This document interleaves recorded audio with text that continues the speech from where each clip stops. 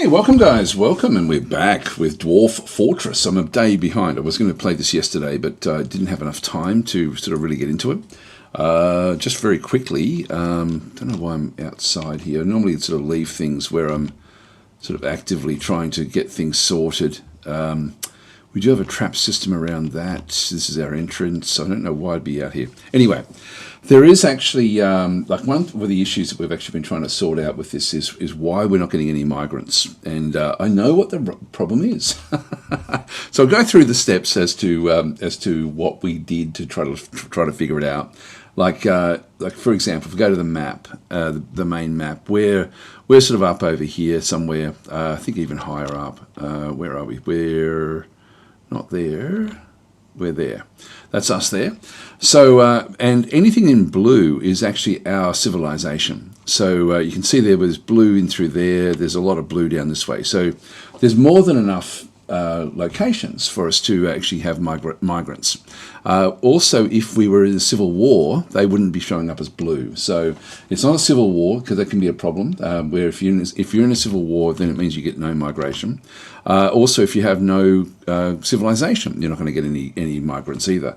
So the thing is that it's not that problem. So it's a different sort of problem. If we just go click on done, the problem actually is this down when you have a look at what we actually have through this other side, is we've got created wealth, and the created wealth is only reported back when the merchants leave. So the merchants have to successfully come into your fortress, do what they have to do, and then leave safely. Once they leave safely from your region, they can report back to the mountain homes. Yes, this fortress is now, worth X amount, and you can see we've got like a fair bit of created wealth there, 35,000.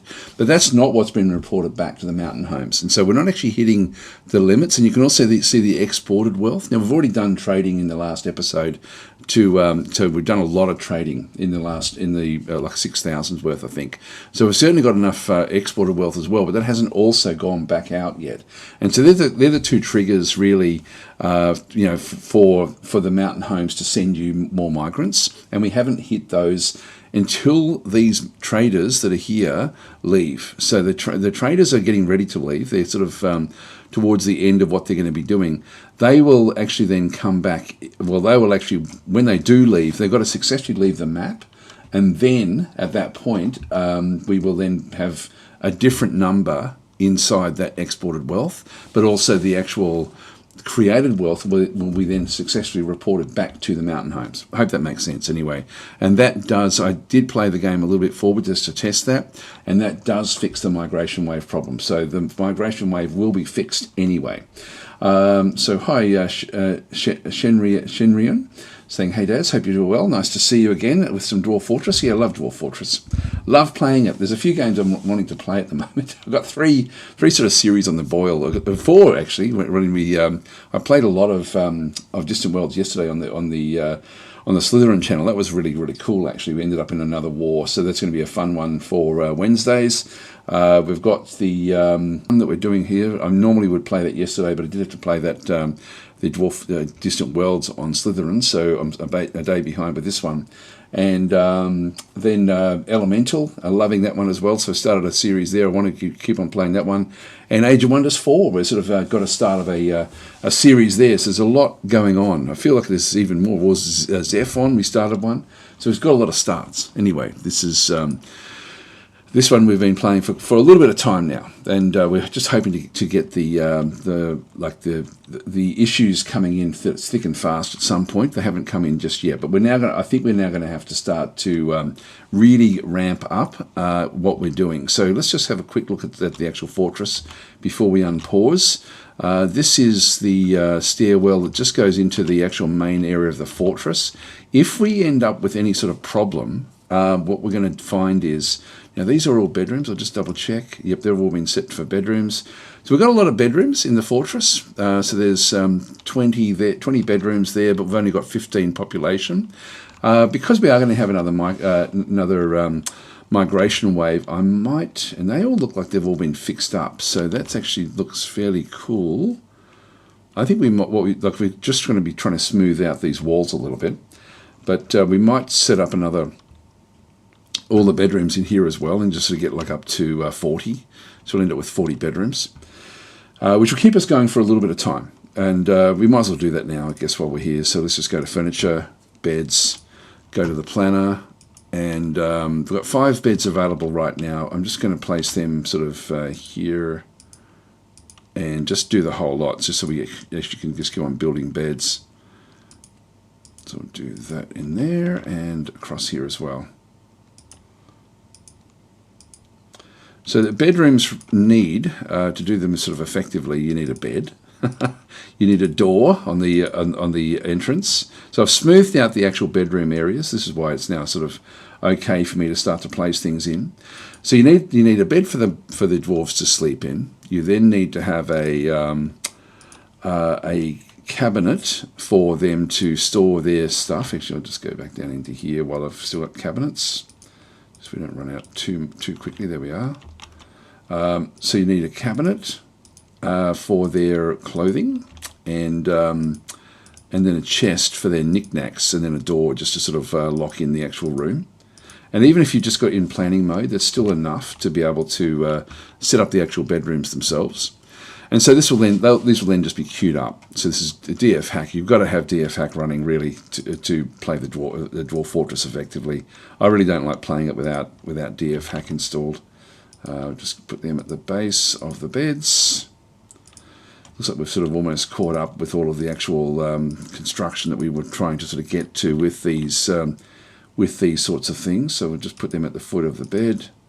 So the chest is for sort of knickknacks and things like that they might have, but the cabinet is for their clothes. If you don't actually have them decked out like this, then you do miss out on the like you'll notice that there's clothes and stuff on the floor otherwise, which doesn't make them all that happy. So it just makes them a little bit happier to have like a fully sort of decked out area.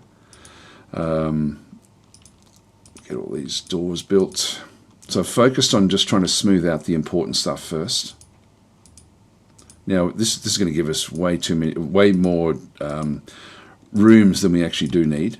Once I've actually got that done, like where I've actually now got the layout for this, I can then go and actually create a zone. So let's go into bedrooms, and we're going to go to multi. So we're just going to do a multi-select. So select a rectangle which contains beds in order to form bedrooms. Rooms with multiple beds will be made into dormitories. So that's why we need the doors there. So I'm just going to go and paint.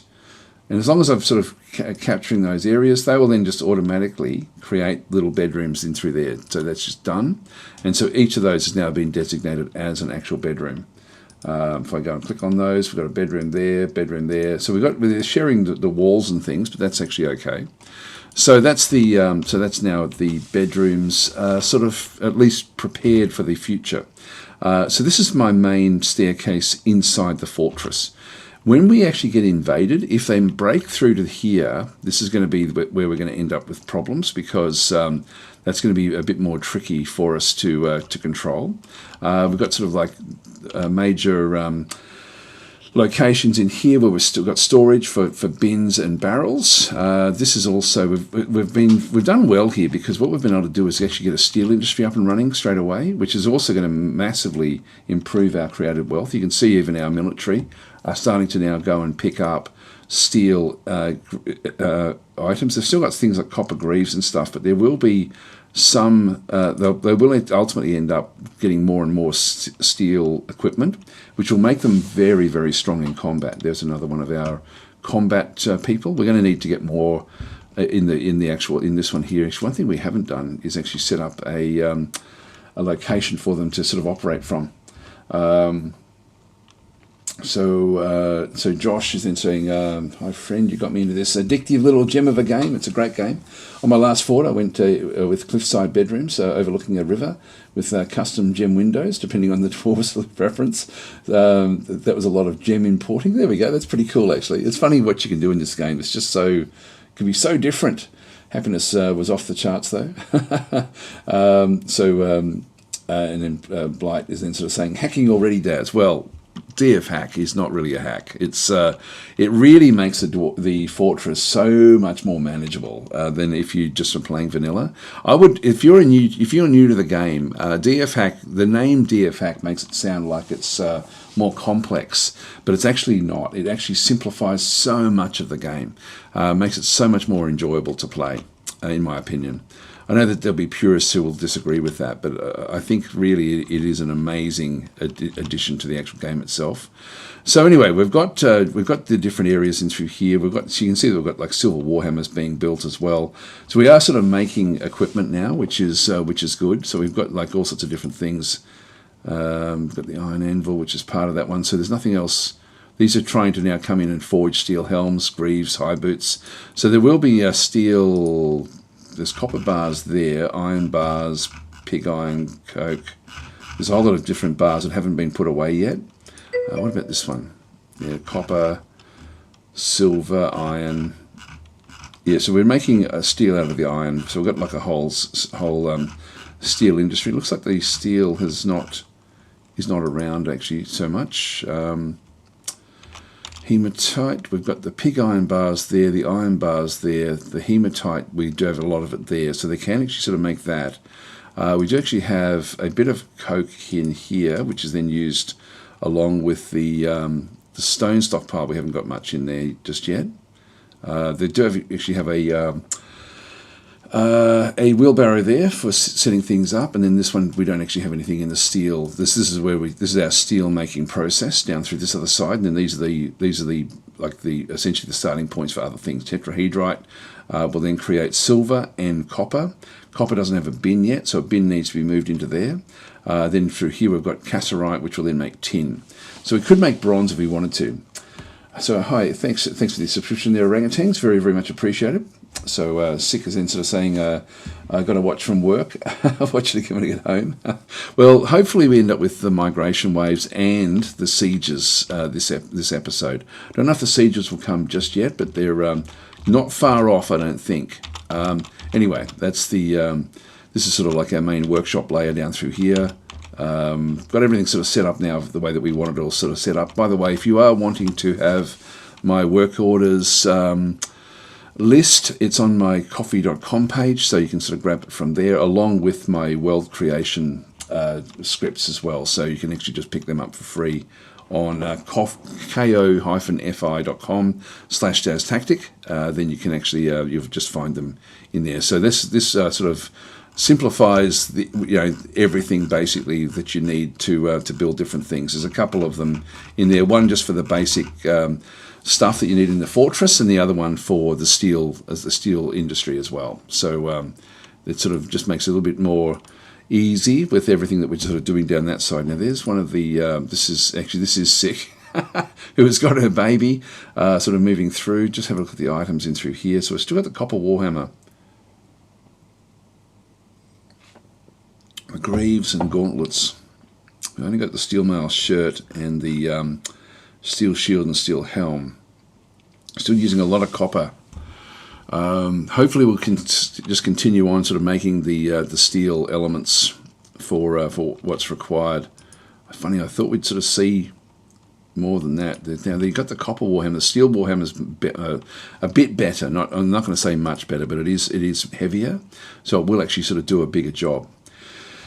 Anyway, let's now this we've got this is actually a jeweler's workshop in here.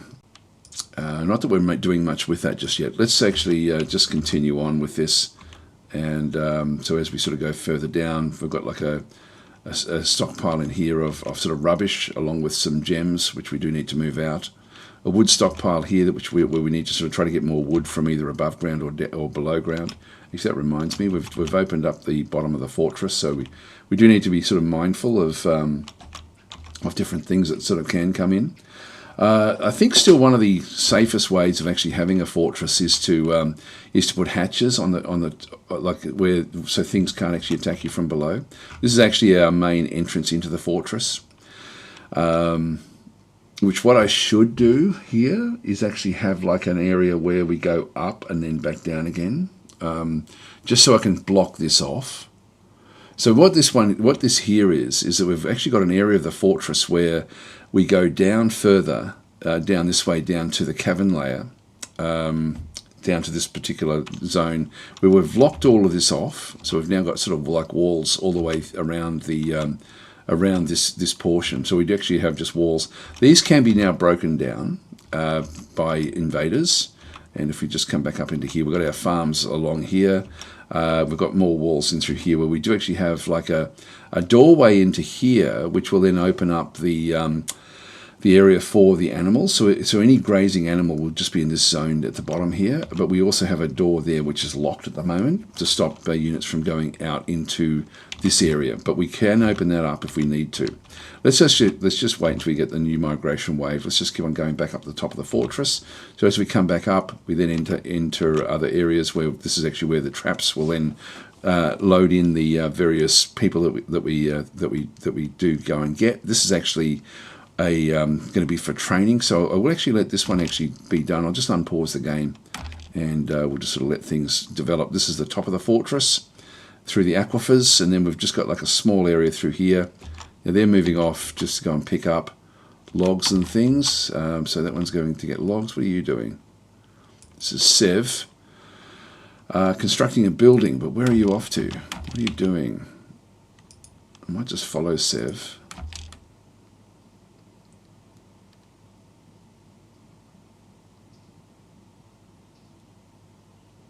Moving away off the top. Oh, they're moving up here. Oh, constructing this. This is so that the caravans can make their way across the top of the map when it does thaw. I'll just leave him alone now. So we'll just keep on going back up the top. We should have. Now the traders, you've got a spearman that's visiting. We won't worry about that one. Stone worker, that's good. So we want the stone worker to just keep on smoothing. Exik has created a masterpiece bauxite crown. That's cool. Rock pots in through there. And the merchants have now embarked on their journey. So they've actually now just about to leave. We'll watch them go. Again, looking at the at what's happened through here. As soon as they leave the map, we're going to see that exported wealth go up. We've done a lot of trading with them. We'll just watch them as they go. Why are you so slow? It must be hauling chalk.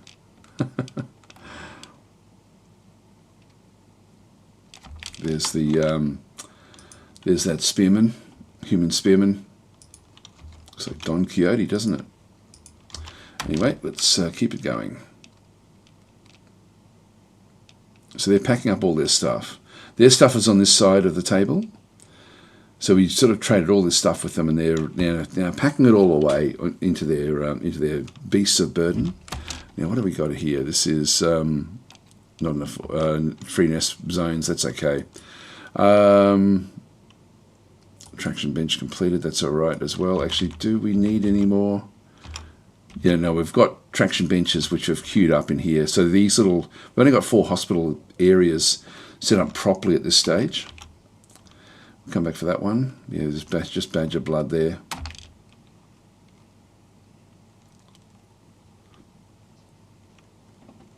So it's just keeping on smoothing out this area. Now we've got the petition. Deny. We've got our triggers actually set for 15, I think, for sieges. So we'll sort of let that go. All right, I'll just pause and read a few of the comments. So Orangutan saying, I know this world is deadly, but is this a reanimating biome? No, it's not. So this is not a reanimating biome. So so we don't have to anywhere near as the problems that we would have had if it was. So how to deal with new sieges? Well, I'm just trying to sort of keep... one thing we can do to really make our fortress secure, as I said before, is to make it so that we end up with like an airlock system in through here, because this is actually the main entrance into the top area of the fortress. You can see we've got like giant rat corpse just sort of sitting there at this stage. But this becomes like this little transition here is actually a bit of a... yeah, I almost need to go and set up a different zone in. In fact, I could do it here. I could do it here. That's the one weak point that we actually have in the fortress. If we go and create a, I might even do this just for extra security. We don't absolutely have to do it, but let's just do it for extra security. So let's just go and dig out a airlock system just for in here, because this continues on. Well, that doesn't continue on anywhere actually, but this one, we can make this one continue on down one more layer and then actually come up as an airlock system. So we could actually open up this whole top of the fortress. There's the aquifers in through here. So we've got aquifer that we have to get through all the way through. If we lose control of the top, we then have to think, okay, well, what's next? We're going to have our military in here. They're going to be fighting in the top of the fortress, and we do actually have other problems as well. But if we actually we can do a lockdown from here, as long as they don't bring thieves with them. So we can actually go and create another up-down stair. So let's just go, like if you don't do stairs, what you do is you don't start on the stair that's sort of like either a top or an end. You actually start in the middle and either go up or down. So I'm going to go down further. That will then make the downstair, the actual upstair will then end up being on that layer. And then this will be made into an up-down stair, so it can still break through the floor. So they're going to do that, and then that will just continue on. So we're going to end up in this particular zone. At that point, I'm just going to go and create like a landing. So that'll be sort of like another landing at the bottom of the fortress. Now I do want to have an area where it then comes back up again, so into this zone here. Now I've sort of screwed this up a little bit. What I could do is actually no, I actually haven't screwed it up, because what I can do is I can actually move and do the digging across to here. I have to be careful of this if we sort of do other things with it. Actually, no, I won't do that. What we'll do is I will do my original plan, which is to move around into this particular sort of zone into here, where we end up with a loop this way, and then we have another downstair here. So we have an up-down stair there, and then we can put a hatch cover on that, and that means that as long as I probably need to get rid of these doors and actually make them into solid walls. It means that anything that's moving to the top of the fortress is going to have to go through there. I might just leave that open for a little while, because I think the first siege or two we're going to be able to manage anyway. So I'm thinking later on this is going to be important. But anyway, let's just unpause again and just let everything sort of happen. We'll just get back up the top and wait for this trading to finish. You've had massive storms here over the last day or so. Here they go. So they're now leaving. What we'll find is, where are they going? So they're all heading off down this way. If we go and follow this yak and just watch it as it leaves, as long as it successfully leaves our area, so they're moving off into in that direction with their protection. Looks like they're split up, didn't it? They've gone in different directions. So they've now left the map. What we'll find is that the exported wealth is still showing 94. We'll just give it a little bit of time. Don't know if the other merchant has now left the map as well. They may have left from a different angle. Now if we check it, there we go. So we've now actually hit, the exported wealth has now gone from 94 to 6,000 because they've actually left, which now is going to then open up everything that we sort of need in through here as well, in terms of the like they've now reported back about how good our fortress actually is and how much we've actually generated. Like, you know, they're making steel already, they're already doing this, they're already doing that. And so now the word back in the mountain home will be, oh, this is actually a pretty cool, Razor Wealth is actually a pretty cool location. So so now there'll be migrants will now sort of start thinking, oh, I might go there. But before that, we just didn't have enough wealth that the mountain homes were aware of that would actually sort of trigger that. So that was actually a pretty cool mechanic, actually. That's the way it does work. There we go. We're making all sorts of masterpiece things for the next for the next trade. One thing I probably would have done initially, now inappropriate square, which one is that?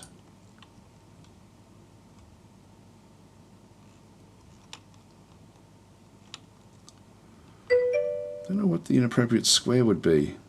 It seems to be all okay. It's all been sort of set up properly. Let's just go and now make this area. So we'll just get that one across there as well. Yes, Syrian saying a new fort day. There we go. Fortress with 2 layers of walls. Yeah, you sort of there's also different walls you can now make. So if I go back up the top, you can see I've got like reinforced walls along here and then just normal walls here. These reinforced walls are much harder for them to break through. So these are copper reinforced microline block walls. I'm going to ultimately end up with them everywhere, like around this whole top layer. This is my layout for the actual fort itself at the top. Let's just go back down and just wait and sort of see if we can actually now just get this portion done. This is not, so they're still smoothing other areas.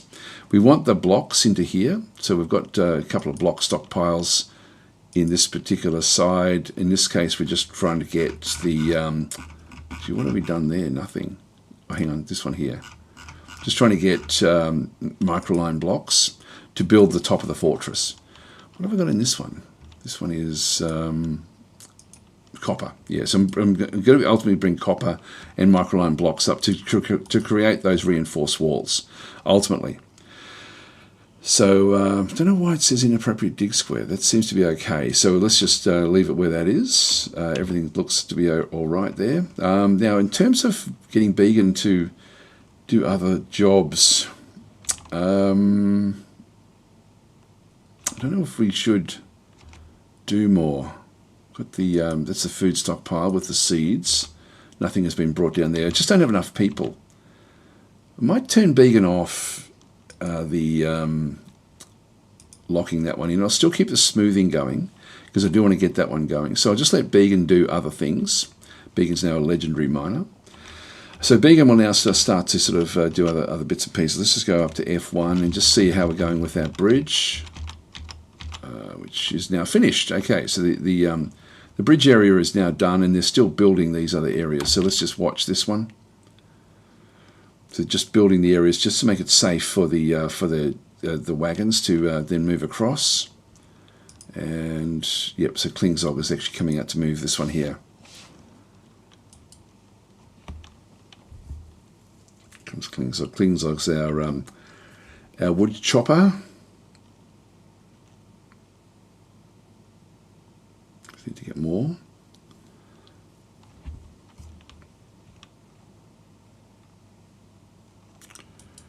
So I know that migration will now be opened up. So I won't force a migration wave. There we go. Got the warhammers done. Needs 1 steel bar, so we're missing steel bars.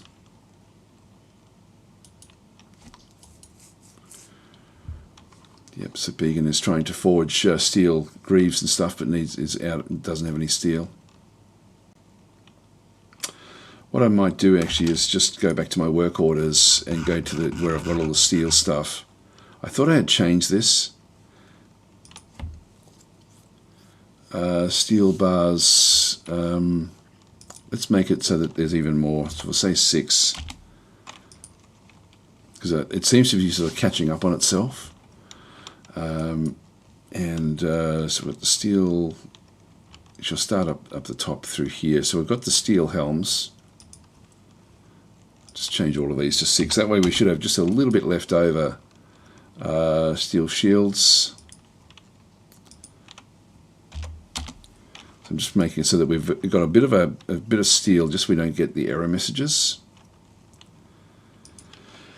3 is sort of like the minimum for the mail shirts, I think. The greaves. This way we'll just we'll just end up making a few more steel before we start to then build things out of them. What's that? It's at least 3, at least 6. Clicking the wrong thing there. That was the steel greave, steel high boots.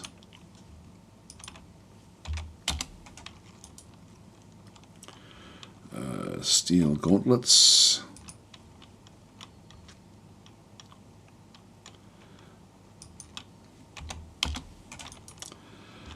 The steel mace.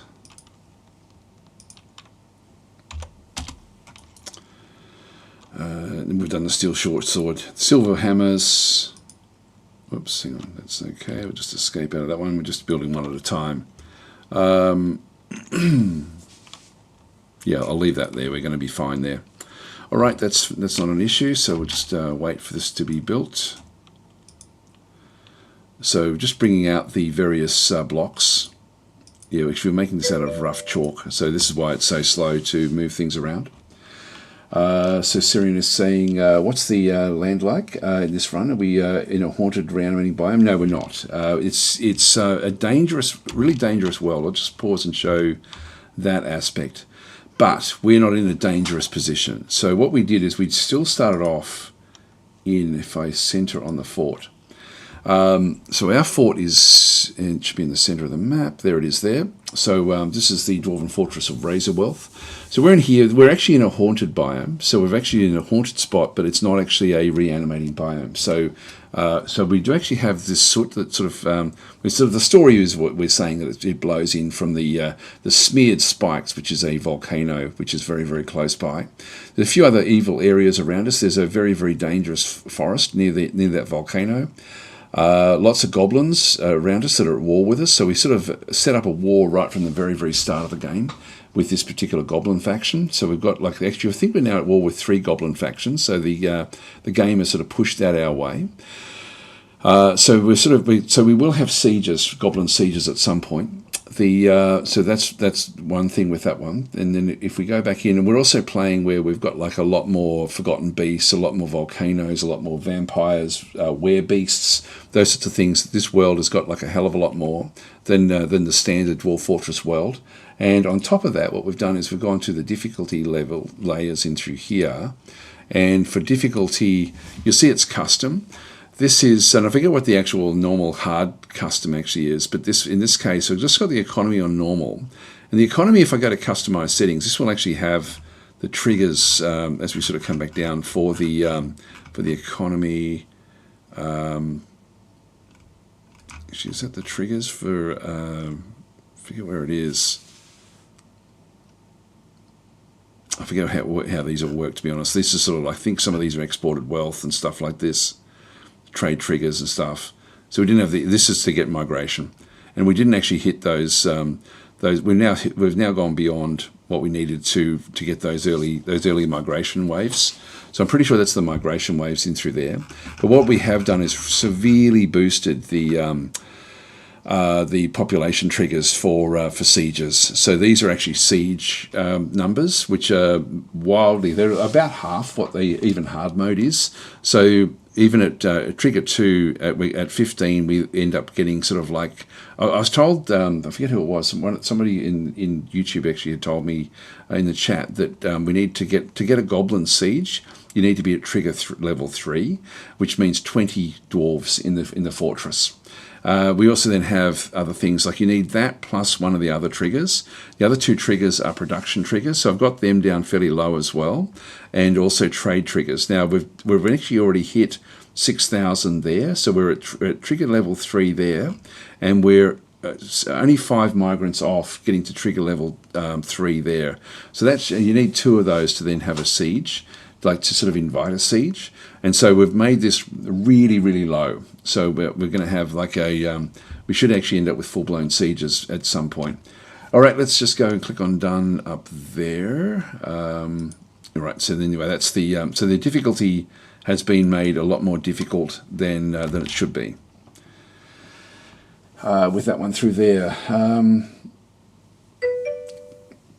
So Josh is saying, I wish they made fortified walls able to be activated by mechanisms. I'm not sure. It should be fortified walls are just walls, so I don't know why you would want them activated. I'm not understanding the reasoning for that one. There we go. Kuja Grim has redeemed a custom reward.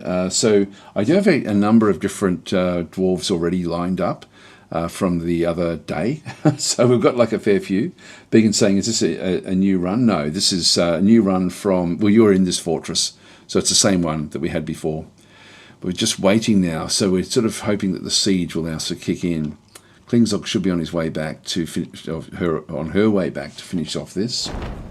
Here we go! The first of our interesting things. It's now a full moon. The were-monkey, Kazis Meselkemel, has come, a large monkey twisted into humanoid form. It is crazed for blood and flesh. Its eyes glow yellow. Its sepia hair is long and shaggy. Now you will know why you fear the night. Now I'm just going to click on OK and pause straight away because we now have to find where this one actually is. One invader. It's outside. Here it is, a monkey. Looks great. Kazis Meselkemel. Now it is actually the like there's a week of the full moon, and so these will only. This is a legendary engraver, legendary mason, legendary stone carver, and look who else is over here. This is Began is outside, right on cue. So anyway, this is going to be not very good for Began, I don't think. So Began does actually have his he has got a pick, but can he survive until this thing actually sort of goes back down?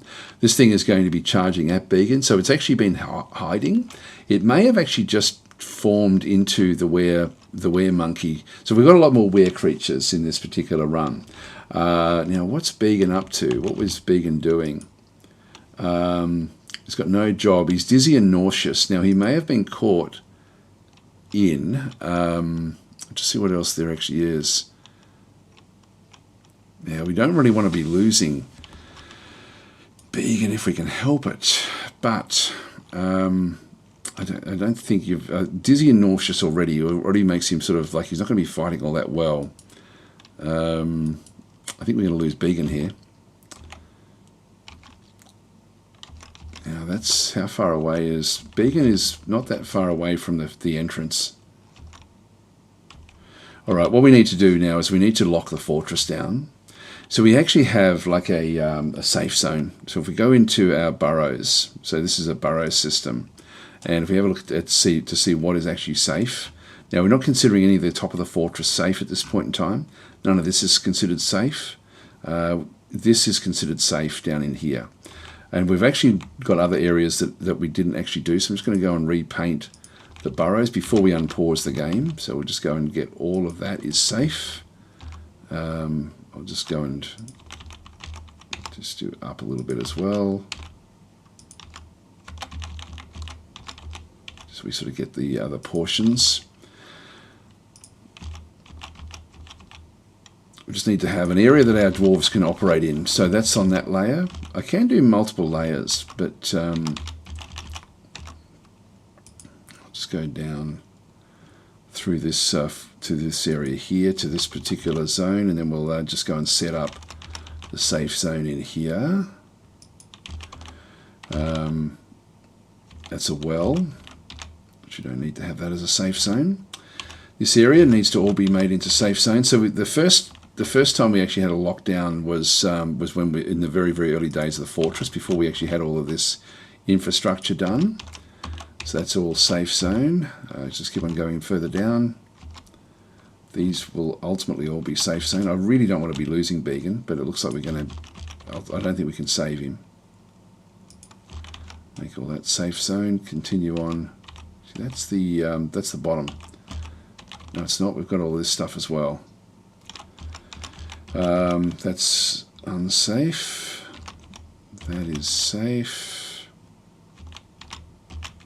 That has to be made into a safe zone. And all of this is safe zone.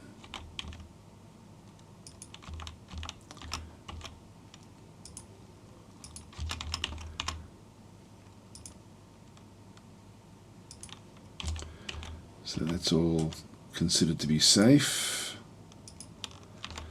just in case we have to move around. And then we just need to make sure that this area is also safe.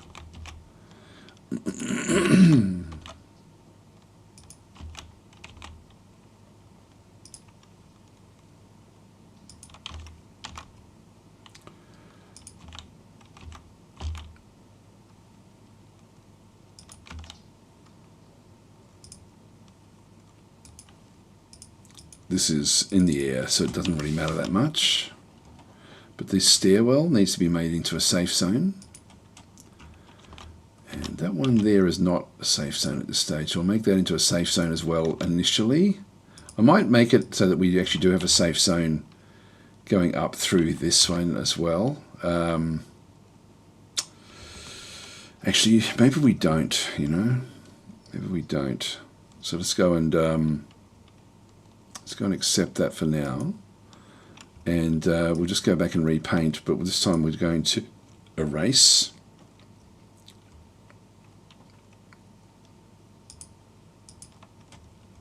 So that means that the stairwell is not safe, and this is not going to be safe as well.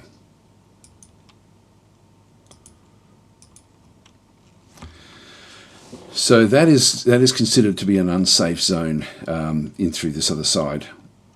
That'll do us. All right, so we'll accept that. And so what happens is when we actually have an issue. So here comes Klingzog was going off, I think, to do that job, but is no longer doing it.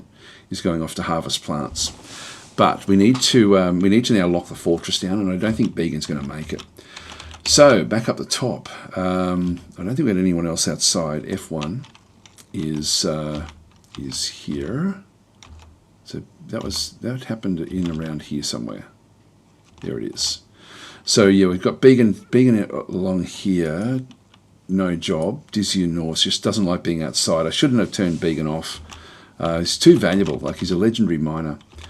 So we need to get him hopefully inside, and we need to lock the fortress down. So I'm just going to tell everyone, get inside. So I open up my military, and then the DF hack has got an activate civilian alert. You can do this in a much more convoluted way within the game itself, but DF hack just simplifies a lot of these things. And so our settings for this one is we have the safe zone has got a tick next to it, which is the burrow that we had created. So that's actually fine. And we're just going to activate the civilian alert. So we now are under alert, which means that everyone should now run inside, including Began. And the monkey, I'm not going to be able to do much with the monkey, but what I will do is if the monkey does come down into the fortress, I need to have my military ready for it. So we're just going to go back down into the bottom layer of where there shouldn't be anyone else in this top layer of the fortress. So we can go and meet the monkey here. So let's go and actually do that. I'm going to lock this down, lock that door, and I will actually then, well, we're not going to have this one opened up. We're going to need to, I think what I'll do is I'll move the military into here to start with, and then that way at least they're going to be just kept back into this other side. So we're just going to go and select the military and tell them to go to station here. So they'll move into this zone. They move within 3. 1, 2, 3. They can actually end up in there, which I don't really want them to do. I'll just move them back to here. That way they're going to be sort of like safe. 1, 2, 3. They should be mainly in this room, but they can be out here as well. So that'll be okay. So the military, when you've got a station order, will end up in like a 3x3 area. Like it's sort of 3 extended. It's quite a large little zone that they can end up in. All right, let's watch this with some interest. Began saying we should start designing my elaborate crypt. What I've been doing is putting crypts where the people die, but in this case, I think you are going to die outside, unless we're nearly at the end of this month. And there's no way for me to tell, I don't think. Like, you could be really lucky, and that this thing has actually wandered in and we've just spotted it now, and it's nearly the end of the month. That's your one saving grace. I'm just going to use the full stop key to just go back through step by step. So you'll see that the were monkey will move very, very quickly. So Began is now the target. It's coming back in. What have we got? We've got the military is getting ready. Dono dance, cancel smoothing wall. It's in a forbidden area. That's okay. We'll be able to unforbid this one fairly soon-ish. Here we go. We're going to have the attack coming in now. So the attack is now starting. So we actually have the were monkey is now fighting Began. What we can do here is we can actually look at it from, say, Began's perspective, and and just sort of have a look and see what actually happens. So Began's already been in a couple of fights. So we've got the were monkey grabs the miner by the left ear with his right lower arm. And if I just unpause, as long as I've got that through there, I can then just look at the actual combat without looking at the screen. So I'll just unpause. And so the were monkey bites the miner in the upper body, tearing the fat and bruising the muscle through the pigtailed tunic. It then latches on firmly. Now, even at this point, if let's just say that Began ends up surviving this, he's now actually had... his body has been they've torn the flesh, and so Began is very likely now infected with were monkey blood if he survives. So it has latched on firmly into the upper body. The were monkey shakes the miner around the upper body, tearing apart the upper body's skin. So the were monkey bites the miner in the left upper leg, tearing the fat and bruising the muscle through the pigtailed tunic. Began says, I was attacked. I was really starting to panic. I'm really starting to panic. There we go. Come on, fight back, fight back. The were monkey bites the miner in the right upper arm, tearing the fat and bruising the muscle. Latches on firmly. The miner vomits. There we go. So Began's vomiting. The were monkey shakes the miner around by the upper arm, tearing apart the upper arm muscle and bruising the bone, and tearing apart the right shoulder muscle and bruising the bone. So this is a massive attack. The artery in the upper right arm has been opened by the attack. Many nerves have been severed and a tendon has been torn. A ligament in the right shoulder has been torn. So Began's in a really bad way now, just in a few seconds. And so the were creatures are really terrible in this sort of sense. I think we've got some raiders here from Quick Mind. You've just hit us as we're just heading into a were monkey fight with our main guy here. We're not seeing any blood on the ground. It's heavy bleeding now. I don't know. I don't think Began can survive this. But if he does survive, he will be a were monkey as well. But every time there's a full moon, so that's going to then completely change how we then deal with Began if that's the case. So anyway, that's we'll just go back and keep on checking this one out. It always does it twice. You've got to click on it twice. As long as we've got that one there, we can just see what actually does happen here. So Began saying, I'm about to be renamed Began the Monkey Slayer. Well, you should be starting to drop your equipment. In fact, we can test that one out as well. If we have a look at your items, you've still got your copper pick in your hand. So got a coating of it'll be your blood. This will be all your blood all over your on your right eye, left eye, upper body, left upper leg, right upper arm, and right shoulder and right cheek will be the actual coating and splattering of blood. So all over you. The tunic is also being butchered. If we have a look at the in through here, so heavy bleeding, ability to grasp is somewhat impaired, motor nerve damage and sensory nerve damage. So that was not on the arm obviously that's holding the pick. If we have a look, if we look at the description, we can then sort of see exactly what's happening with you. So the upper right arm is now torn open. Right arm is spraying Dregan's dwarf blood. His right upper arm is bruised. His left upper leg is cut open. Now, if for some reason you do survive this and you become a were creature, you will completely heal up at the next full moon. So having were creature workers and stuff, or even fighters, can be sort of valuable. But if you do die, even as a were creature, you are dead. Anyway, let's continue on with this one. So we've got the fight now sort of going on. Let's just see what actually happens here. So we'll go back to Began again, and then we will do that one again. It always does it twice. I think if I right-click, it sort of ends up being okay there. Okay, so let's just keep on going. So we'll just go and unpause. So again, the were monkey shakes the miner around with the right upper arm, tearing apart the right upper arm's muscle and bruising the bone. So it's still more of the same. And again, so it's really just ripping into the arm. So it's got like a grip on Began's right arm essentially, and is sort of shaking its head with Began in tow. And more of it as well. So it's still, you can see it's just severing nerves and tendons as it does this. So it's just shaking wildly. Began hasn't reacted at all with any of this. Now he reacts. So Yep, so bruising, so Began then yells out, can it all end so quickly? I must not succumb to fear. No, you mustn't. You must strike back with that pick of yours. You must attack its head.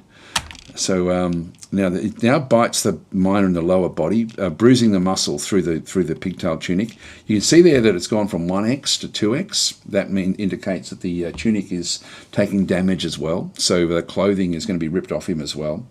So the were-monkey latches on firmly into the lower body. But if it just bruises the muscle and doesn't break the skin, it means that bite is not an infecting bite, but the other ones actually are. So then it shakes the miner around by the lower body, tearing apart the lower body skin and tearing up. So when it tears the skin, at that point it's now broken through, and the were blood will then be, or the were saliva will get into the wound, tearing apart the lower spine's nervous tissue. The tendon in the lower spine has been torn. The miner falls over. Now, one thing we're going to have to be a bit careful of. What I might just do here is I might just right click. We might get the monkey. We might actually follow the monkey around. Just so we've actually got that one being tracked. And then I'll go back to the fight with Began. That way, if we notice that the background starts to shift, that we've got to have to pause again. Just because got one group of citizens is stranded. That's Began, of course. So we're just going to go back across and... Oh, I'm going to have to do it this way. No, I don't think we are connected to... Oh yeah, we are still following the monkey. All right, so let's just go back in. And we can just keep on pausing. As long as that one's coloured, we can just keep on pausing this fight. Were-monkey shakes the miner around by the lower body, tearing apart the lower body skin and tearing apart the spine again. So the pigtail tunic has finally been ripped to shreds. So Began has no longer got the tunic. The miner is having trouble breathing. The were-monkey latches on firmly. So if we have a look, Began should now have, if we go back to items, is he's still got his giant black bear leather trousers, but his shirt's gone. So he's now shirtless with what's actually going on through there. Let's just keep on going back in and make sure that's turned on. Shakes the miner around by the upper body, shakes the miner around again, tearing apart the upper body's skin. And more of this as well. So yes, it's still latching on firmly with its teeth. Bites the miner in the left lower leg, tearing apart the fat and bruising the muscle. So again, tearing apart the fat is another. Like if Began somehow survives this, then yeah, he will be a were-monkey as well. Typically, the were-monkey shakes the miner around with the left lower leg, tearing apart this one through there. We're shaking around again by the leg. Shaking around again and again.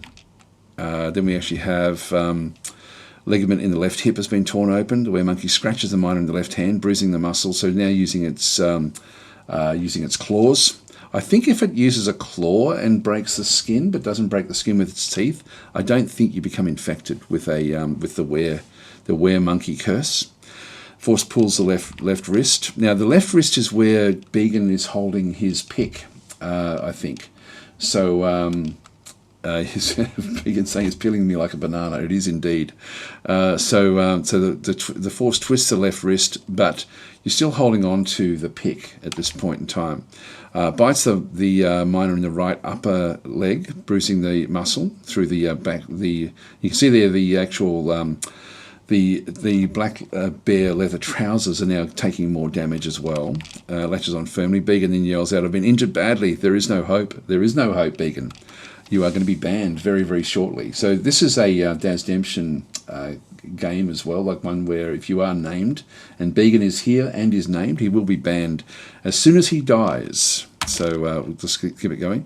Shakes the miner around by the right upper leg, tearing apart the muscle. So absolutely being shredded here. Shakes him about the right upper leg again, bites the right upper leg, bruising the muscle through those trousers. Finally, the trousers now are torn off, and then the miner looks even more sick. The were-monkey latches on firmly, so it's now biting the lower body again. So Began has yelled out, "I've improved my fighting." That was satisfying. Well, it may be satisfying, but it won't be for very long. Let's keep it going. So these are all just really, really fast in terms of the actual game itself. Were-monkey shakes the miner around by the lower body, Tendon has been opened.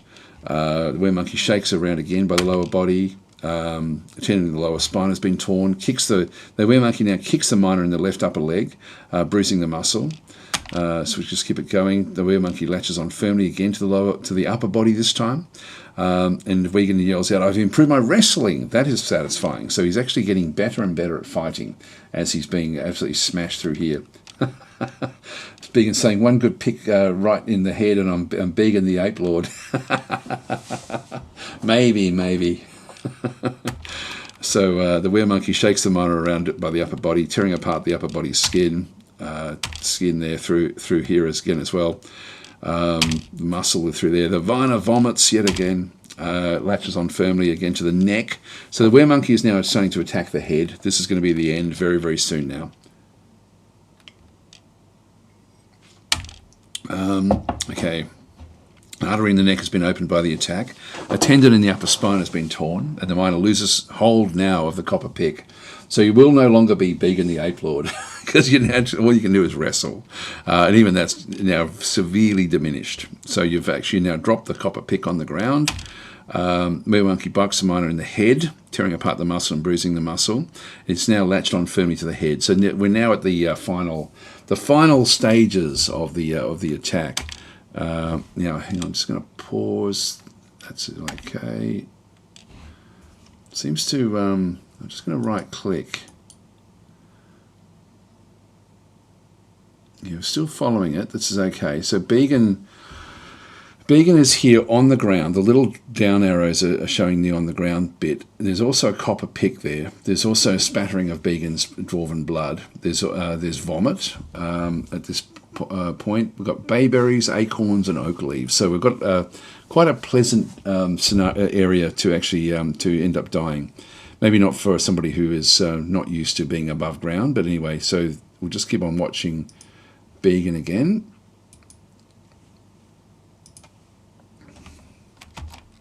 Okay, shakes the miner around by the head. A tendon in the skull has been bruised. Shakes the miner around by the head, tearing up the head's fat and bruising the muscle and tearing apart the upper spine's nervous tissue. A tendon in the upper spine has been torn. The were-monkey bites the miner in the lower body. So the were-monkey latches on firmly. The miner now finally passes out from exhaustion, so he will no longer be talking, saying how well he's doing with his wrestling. The wrestling is over and done with. Shakes the miner around by the lower body again. Bites the upper miner in the head, tearing apart the muscle, latches on firmly. Still hasn't killed it yet. The miner now retches again. And then the were-monkey shakes the miner around by the head, tearing apart the head's fat. Another tendon in the spine has been torn. It's latched on firmly, so it's now trying to go for the kill. So it's now shakes the miner around by the head, tearing apart the head's fat and bruising the muscle. The miner retches again, bites the miner in the head, tearing apart any second now. I just want to be careful. I've got to be ready to pause the game as soon as this is done, because it will then charge inside. So the were-monkey shakes the miner around by the head, tearing apart the head's fat again, shaking it around again. So Vegan is holding on here, but not going to last very long. So Vegan is now unconscious, just being ripped apart by this were-monkey. So that one's done. That one's done. Bites them in the head, tearing the muscle, latches on firmly. It just can't quite get the killing blow. Shakes it by the head again. So the same sort of stuff all the way through here. Tearing apart the muscle. Miner vomits. So the bites in the head, tearing the muscle. Again, hasn't been able to get the killing blow, which is interesting. Vegan is holding on here. Okay, the were-monkey releases the grip of the were-monkey's right lower arm on the left ear. So looks like it had it by it gripped that ear all the way through, because that was actually right at the start of the fight was actually the grabbing it by the ear. Bites in the head again. An artery has now been opened in the attack. It won't be long before Vegan dies. Shakes the miner around by the head. Shakes it around. Were-monkey latches on firmly. Okay, keeps on going. what we might do is we might actually leave this, because this is now the death of Began. Let's just follow this monkey around now, and we'll just watch as Began is finally killed. There it goes. It's now killed Began. So by letting that one go, there'll be a lot more fighting that will then go on. Now, I don't know where this one is heading off to. So Began has now been found dead. So Began, Began's saying, so for future reference, weremonkeys aren't friendly. Holding on, waiting for the military that Daz left inside. I'm not going to bring the military outside, because this thing will be able to... it'll be an interesting fight, but I don't want to be... I want to be judicious about who we actually send them up against. So Dapper is saying the miner is still alive. It's sort of like really... like there's a lot goes on in the fights. So when we have a look at this one here, if I go back into here and look at the weremonkeys perspective, there's a hell of a lot goes on in the actual fight, but in the reality, if I have just been going with, so the weremonkey is saying, death, this is truly horrifying. So the weremonkey is probably now going to be leaving and running off now that it's got its kill. So we're now going to have to start protecting ourselves against this weremonkey. So Casus Melazemel is the actual weremonkey itself. We can look him up in the legends. We might do that actually, but he's actually now running off away from the. No, he's not running into the fortress. So he's he's got his one kill. So that's actually what he had to do there. I might just leave that open there for a second. And what we might do is just open up the legends. I did export the legends mode out, so I'm assuming this one will be to become a were creature. Does take a little bit of effort. Just let me go and open up the Legends mode. I did export it, and when we started this fortress. Sorry, we have to ban Began. See you all soon. My next character will be the one that's to save us, says Began. All right, so we're going to be banning Began now for 30 minutes. Farewell, Began. Saying so Began saying, I hope that I can at least be a zombie now. If not, no, this is not a reanimating biome. So Began the first is gone, and Began has now been banned from the chat for half an hour. So we'll see you in half an hour, Began.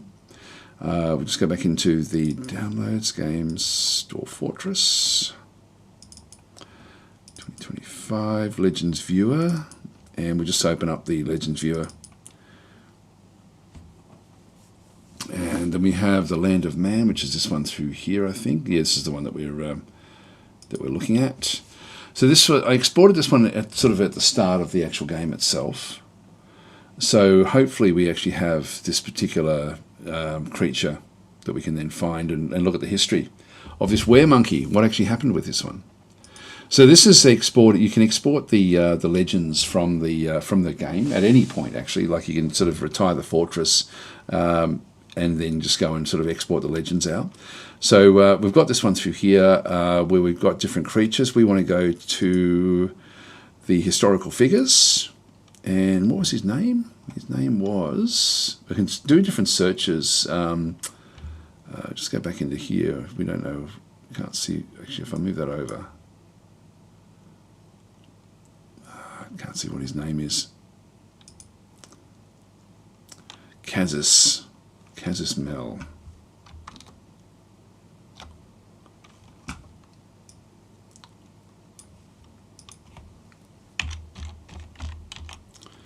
Casus Mel. There he goes. Now it's a human. Casus Monkhill. That's not the same one.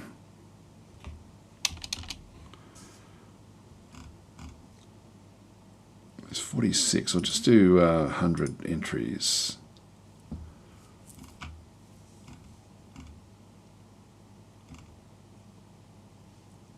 There it is. Okay, so the last one here is this. It's a goblin weremonkey. So it's actually a female goblin weremonkey, where we've got like a whole bit of a history through here. So this is Casus White Partners. This will be the same one. So the I don't know if we can see the name again. Yeah. So Melazemel is the actual is the dwarvish name. So that's going to be a bit of a problem trying to find things, but at least we know exactly who this one actually is. If we have a look at this one, oh, there we go. I know, there we go, Casus white partners. That's the actual name we have to then start searching for.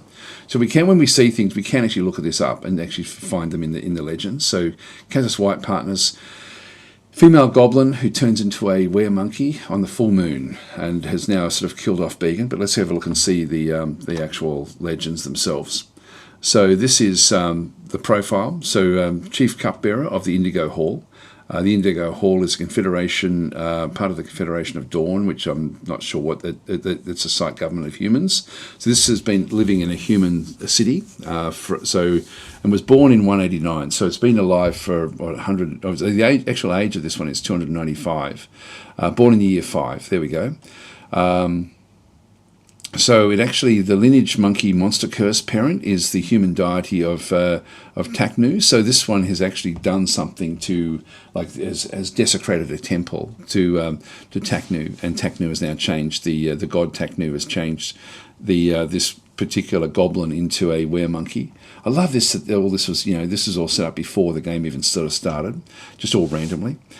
So related factions and groups. So former member of the civilization, the Threat of Cursing. So that will be a goblin civilization, and then it became. Then it joined the Indigo Hall, became a member of a religious group, the Spidery Myth, and former chief cupbearer of the site government of the Indigo Hall. Became an enemy of different civilizations, and is now going to be an enemy of us as well. So that's going to be a bit of a problem. I mean, now we've actually got that one through there. Close relationships. It does actually have a former spouse in through here, probably ate him. The High Doctor of the Indigo Hall was another male goblin. So born in nearly 45. Still alive, actually. Still alive. So we might look that one up as well. So this is actually worship deity. So it was worshipping Taknu for a while. This is the god of death and murder. So it had a few others that it actually was also, being part of. Skills, it's legendary with a lot of stuff, with what it actually does do. Find the actual events. So we've got different events that have occurred at different points. So in 189, Casus becomes a chief cupbearer of the Indigo Hall. So at that point, has now sort of become like a religious person, like a religious high level religious person in the Indigo Hall. Okay, then in 197, so this one over through here, in the mid-spring of the 8th of Slate, Casus was corrupted by an agent of the Flayed Jail, which is a dark fortress under the influence of the goblin Keck Swift soldiers. The goblin met with Casus and made a threat. The plan worked. This is outside of the were-monkey stuff.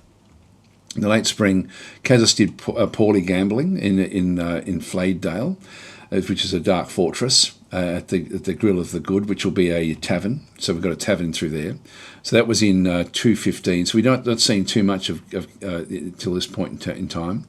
I'll just go and change this up to 100 as well, so we can sort of see the whole lot. So then in 253. Casus divorced the goblin, so there was a divorce there. So they obviously weren't. They actually married in 243, divorced 10 years later. There we go. So that was sort of like what actually did happen through that side. That was a fair way after the gambling problem. Then profaned a structure. So in 253. After divorcing, like a few months after divorcing, Casus profaned the late sanctuary in Flayed Jail. So the late sanctuary is going to be a temple inside Flayed Jail, which is a dark fortress. So it had done something evil inside there. And so in the late summer, again, 15th of Galena, the human deity Taknu cursed Casus to assume the form of a monkey-like monster every full moon in Flayed Jail. So it came from a place called Flayed Jail. We can have a look and see where that is as well. Not that it really matters that much. At that time, Casus was wandering the malicious mound in order to flee, so trying to get away from the evil hills. So it sort of now started to wander away from society. So this is 50 odd years in the past now. Early Spring became an enemy of these different things, became an enemy of all these different stuff. Started just devouring guinea fowl and stuff like that, so not really attacking things. Devoured a male cat, became an enemy of the meandering home, devoured a male dog, devoured a male guinea fowl. So not killing anything rather than just animals initially. 262 became an enemy, devoured a female peafowl. Peregrine became an enemy through there, devoured a male dog again. So male rabbit, female dog, female chicken, devoured a female dog through there, became an enemy of the humble city, devoured a male turkey, cavy. Now, finally, in 277, we actually have a Cassius attacked the goblin in through this other side. While defeated, the latter managed to escape, unlike Began. Devoured more guinea fowls, etc., turkeys, rabbits, dogs. Attacked another goblin in 285. While defeated, the latter did escape unscathed. So it means that they may not have even been able to get to combat. They may have sort of been able to get away in time. What else are we doing? So we're attacking another goblin. Still managed to escape unscathed. These other different people, and then finally, as we sort of getting, actually, this is so that then takes us up to 299. So just devouring chickens and rabbits in Torture Slave, which is a dark pits, so smallish dark pits. So just sort of not actually attacking too many people. This is actually the other sort of side events, I guess. So historical side events. So back in 216, so a fair way in the past, like 90 years in the past, became lovers with Hebor Scarlet Hall, which is a male goblin. And that's it. So nothing much really. No other kills, unless it's happened in the past 3 years. So we've got these different events that have sort of kicked on in there. Six events in that last year. Again, just eating animals. So that's the actual. That's the were-monkey who has actually come into our fortress. That's the Legends mode. We will follow the were-monkey off the map. Is it going to keep on running around? I would love to catch it. It's looking around for other things to kill. Let's just get rid of those messages. So Metatron is saying, gone but not forgotten. So Orangutan saying, I feel like 30 minutes is too much. Make it 29 minutes surely. Yeah, there we go. So I've missed a lot of the comments there from YouTube, but we'll just watch what happens with the mare monkey. Again, it's the 9th of Timber. All of this has happened in the one day. Just unpause. 10th, it's moving around, looking for more threats. And there we go. So it's now turned on the 10th of Timber. The creature has now become a goblin. This is Casus White Partners. And is now trying to move off the fortress. So is no longer a were-monkey. Well, it'll take another full moon before it then may come back. It may not, but it may come back. So we now have to be careful of the full moon. We have to fear the full moon. We still have one invader, so she is still actually on the map itself. So that is a were creature. We can now go back into everything. We can clear the civilian alert because the threat is no longer there. Began is dead and not going to be coming back. So he has been killed. So we'll end up taking his body back inside, and we need somewhere to put his tomb. I do want it inside the fortress, and somewhere sort of relatively prominent. And you see, in all that time, we only ended up with one military dwarf that made it into that point. And so they're still on the way. They're still actually moving in to try to join up. So this is actually how, like, all that happened so fast, like incredibly fast.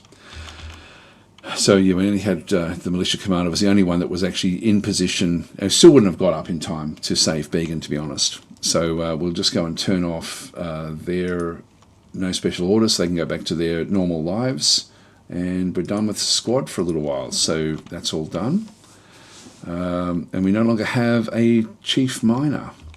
We're down to 14 now, population. So we'll leave everything open at the top. Yep, transform back into a goblin. So we're going to have to watch the full moons, unfortunately. So that's going to be tricky for us to just double check and not try not to have anyone outside at that stage. At least it was outside and not inside. If that had happened inside, there would have been a lot more carnage. But even so, we've lost our best miner, and I really shouldn't have turned him off from just doing mining. I should have just had him doing nothing for a little while. I'm not sure what he was up to out here. Anyway, Began is gone. We just need to find where we're going to now place his burial chamber. Let's just go back down into the actual fortress itself. So we'll be wanting to place it. I've got one chalk coffin in here for the well. This is actually the resting place of Adrian Sotier. Which is a farmer that was killed.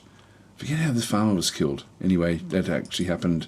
Oh, that was wolves broke in. Wolves broke in and killed him in this corridor near when we were building the well. What else can we do? Where can we put Began? Do we put him in the dining hall as a lesson for young dwarves not to? I think we might pop him here. So let's just go and place the furniture, which is going to be a burial chamber. And so we've got 5. I'm going to hide the planner and just going to go and place this one. So this is a microline coffin. We'll grab that one, and I can then go into this zone here and go into the tomb. I'm just going to go and place this one just as a small area. Coffin rejected, already in use. Find out what's going on there. We'll just let that get placed and we'll figure out what's going on. Everyone's going to go upstairs now and do things.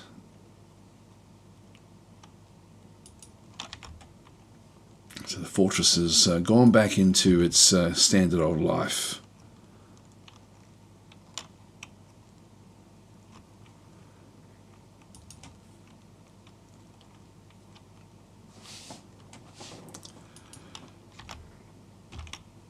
This guy's just hovering around.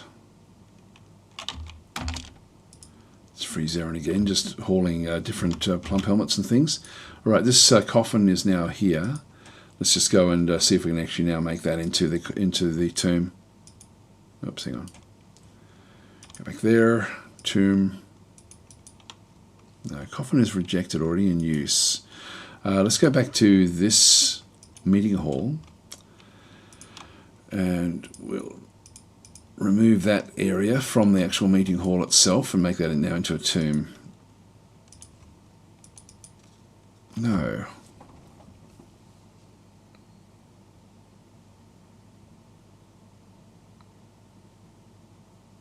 Not enclosed, okay.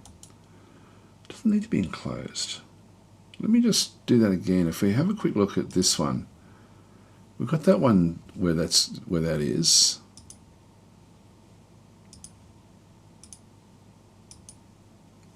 Coffin rejected, not enclosed.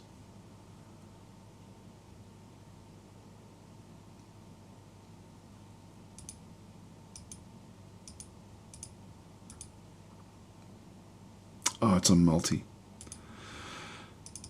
It would have worked even with the other one now. Anyway, tomb 1 by 1. There we go. We'll accept that. So yeah, sorry, I had it on multi from when we did the bedrooms. So we're now going to add in the actual auto assign the holder of this role. Is this going to be Began? So Began is deceased, so he will now be placed inside that coffin. So that will be Began's tomb, and he will then be an area that people can then have a look at. So I can actually just go back into this dining hall and just go back in and repaint that one back over as well. The tomb is still the tomb. So we have the tomb as well as the meeting hall. All right, that will then get us there for the start there for having Began. All right, so I'll just intersperse the coffins around around where we actually are. We'll just go back up the top and just watch as they collect Began's body.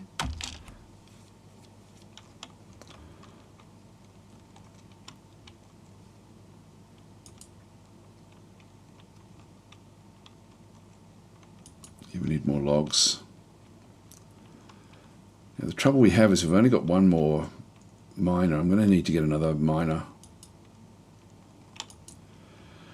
We've done all the important digging. That's, I guess, the important thing there. Come on, guys. Pick up Beacon. Certainly have the civilian alert is off, so they can certainly get outside and do what they have to do.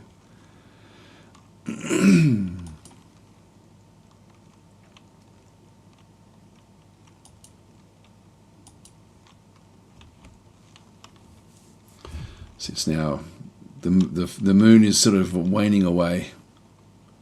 It's now late autumn.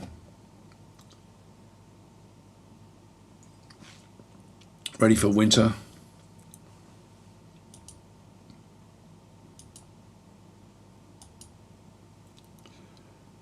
Yeah, we need logs. There are logs outside, guys. You are allowed outside. Actually, if I you know what I've done? I've screwed up. I've screwed up because what I've done is haven't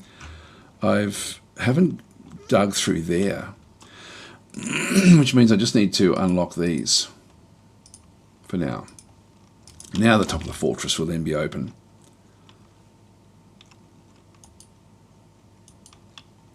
We should start to see dwarves come out this way now. Here they go. Just go to F1. Yeah, bring in the logs inside. And hopefully someone will grab Beacon fairly soon. We'll just watch and wait until someone sort of walks off in this direction. Oh, crowd of creeping soot is nearby. So we've got the soot is now sort of moving across the map, which will then make the dwarves feel sick. Just go back up the top here. And there's Beacon.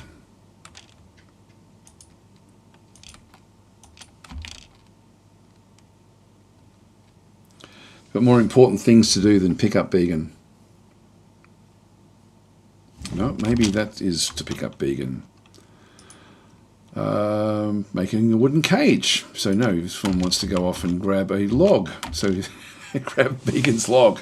So we've got Beacon's log, and we'll get Beacon again another time. Here comes the soot.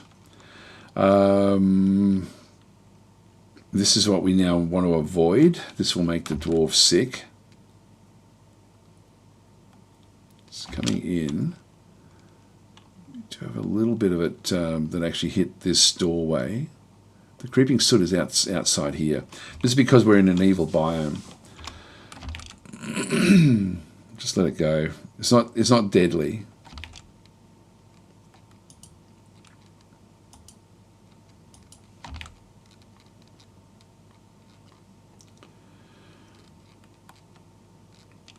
Now, what I should do is actually read a few of the comments. Sorry I've missed so many, guys. So I'll just quickly go and have a look. What did we get up to?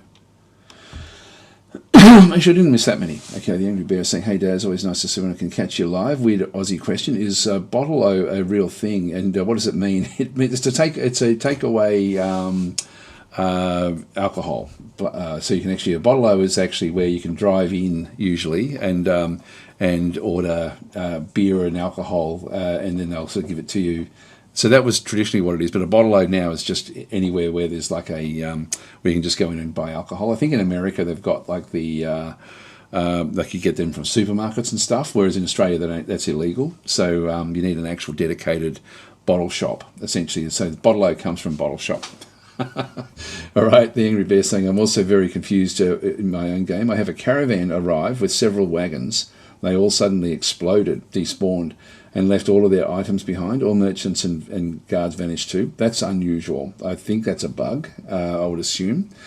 So me, myself, and I are saying things would be more interesting if the dumb X would be fighting back. Yes, well, he didn't get a chance. Like, to be fair, that's all split-second stuff, all those attacks. Like, it was a frenzied attack, and Beacon just didn't have time to actually go and do anything there. Yeah, Straw Starberry saying to shreds, you say? Yes, he definitely was ripped to shreds. And NPC is saying return to Monkey. I think do you mean like to return to Monkey Island? That was a game, wasn't it? And Sev is saying it's always interesting to see the AI pawns get up to on their own without human interaction in these simulators. Yeah, it is actually. It's sort of like watching a fish tank, isn't it? With different predators that wander in and do nasty things.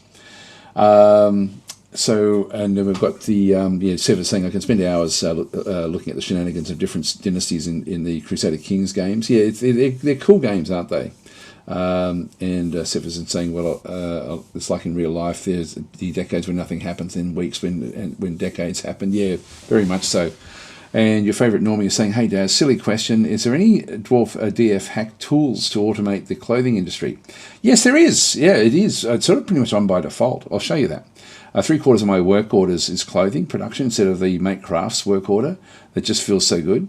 Yeah, so what you don't, if you've got DF hack, you don't need to worry about any clothing orders. As long as there's a few little things you've got to turn on. So there's actually 2 commands that will happen. So I'll show you what I mean. Like first of all, you still have to have the clothing industry set up. So if I go back down, I think it's F3. Yeah, F3 is my industry. So I've got my clothing industry across here. I've got the loom built, and I've got the clothier's workshop in through here as well. And you can see that they're building some things, like the clothing industry doesn't do bags or anything like that. So I've still got to give orders to make bags. But for actual clothes for the dwarves, I don't have to give any orders at all. It's like there's a few different things in through here. If I go into DF hack, now, when you click on DF hack, you've got the launcher, but you've also then got things, for example, like the control panel. The control panel is sort of like where you set up the way you want Dwarf Fortress to run, DF hack to run for your fort. So if I go and click that one open, this is automation. The first tab is automation, and so we've got these run in the background and help you manage your fort. They are always safe to enable and allow you to concentrate on other aspects of gameplay that you find more enjoyable. So this is sort of enabled. You've also got auto starts as well. You can have different things turned on, how you want things to work. So I have certain things turned off and certain things turned on. So auto butcher just means I never have to worry about what's going to happen with the butchering. So it's going to go and, for example, this is the auto butcher target, and you can have a look at the question mark. It'll tell you what that's actually then going and doing. And so this is actually automated to automatically butcher turkeys, which is what we have a lot of in our fortress. And so they will then go and set up, if there'll be like an example as to what they actually are with the actual list. So auto butcher target, so it'll be the the number of female kids, the number of male kids, the number of female adults, male adults. And so essentially you can actually target certain things. For example, so if you only want to be butchering the male oxes, if you've got like a lot of oxes, for example, but you want to keep all the females for milking and stuff like that, you can set up these auto butcher targets. Again, you don't have to, because it does come by default with a few of them anyway. But if you just go back to enabled, what this one has got is it's got the auto butcher I've got turned on. So this one is actually, and you can turn these on or off just by clicking on these. The question mark will then show you the actual command itself. And you've then got the settings. You can actually go and click on actual settings to actually go and very easily go and give it specific orders as to what to butcher.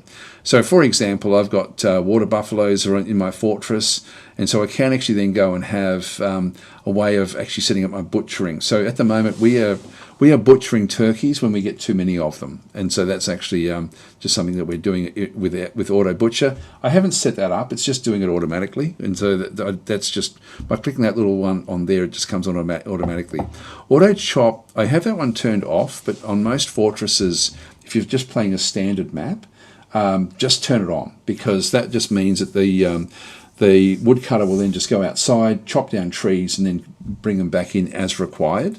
So there'll be, again, a limit as to what they actually want. You can also set up exactly where a safe area is to chop trees. So if you have a designated zone that you know is safe, then you can actually go and do that as well.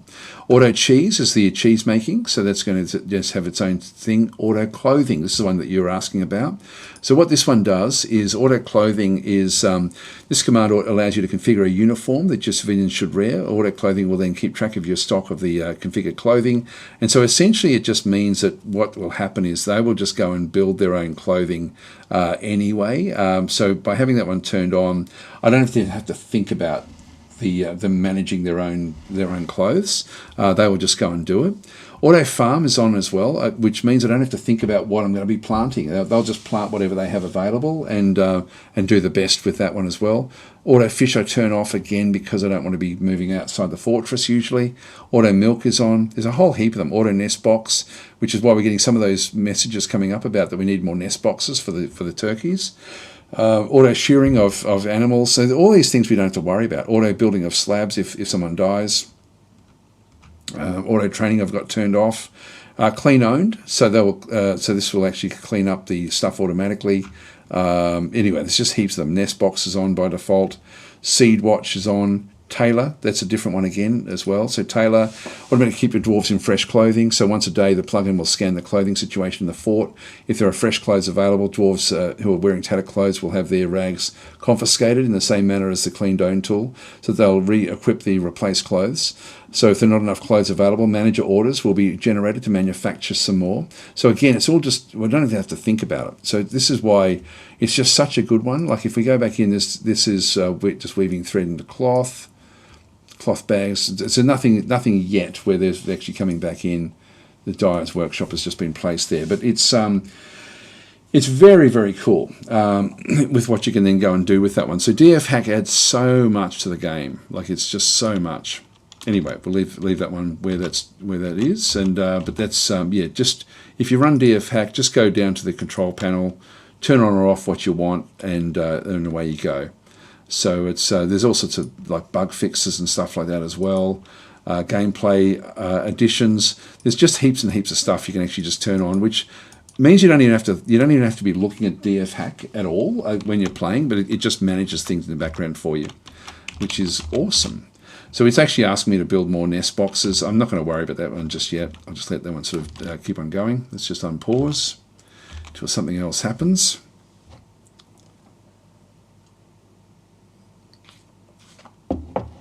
So my work orders are specifically about other things other than things like clothes. I used to always do the clothes myself as well, but it just makes it so much easier. Now, sorry, I didn't get all the way through. Did we? Sorry, it's actually, Josh, you're saying I use a clear-cut zone for auto chop around the base and use a tree farm and only activate it when I need it. Auto chop is like elf aggro generator. Yes, that's actually something we should look at when we do finally build up above. But I need more people coming in. So we'll wait until we in late autumn now. In winter, we should get another migration wave. And we will, now that we've got what we have, actually, who are you? That Skeezerone has not actually gone and replaced any of the steel yet.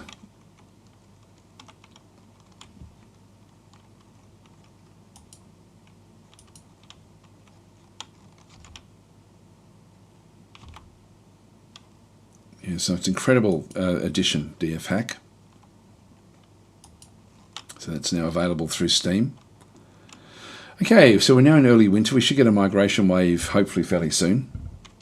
And hopefully we get a lot of people coming in.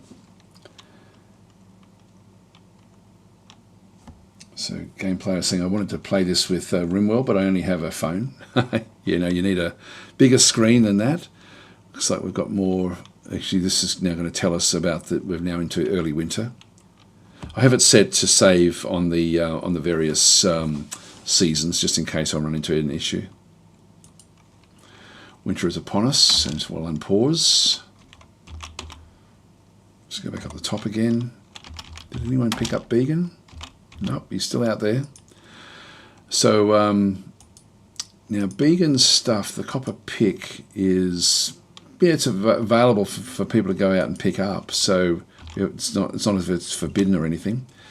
We might just see if that's down as a task.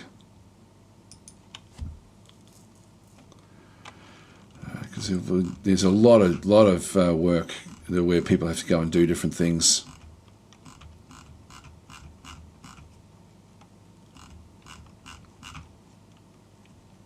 Yeah, they're all making stuff. They're too busy to go and pick Began up.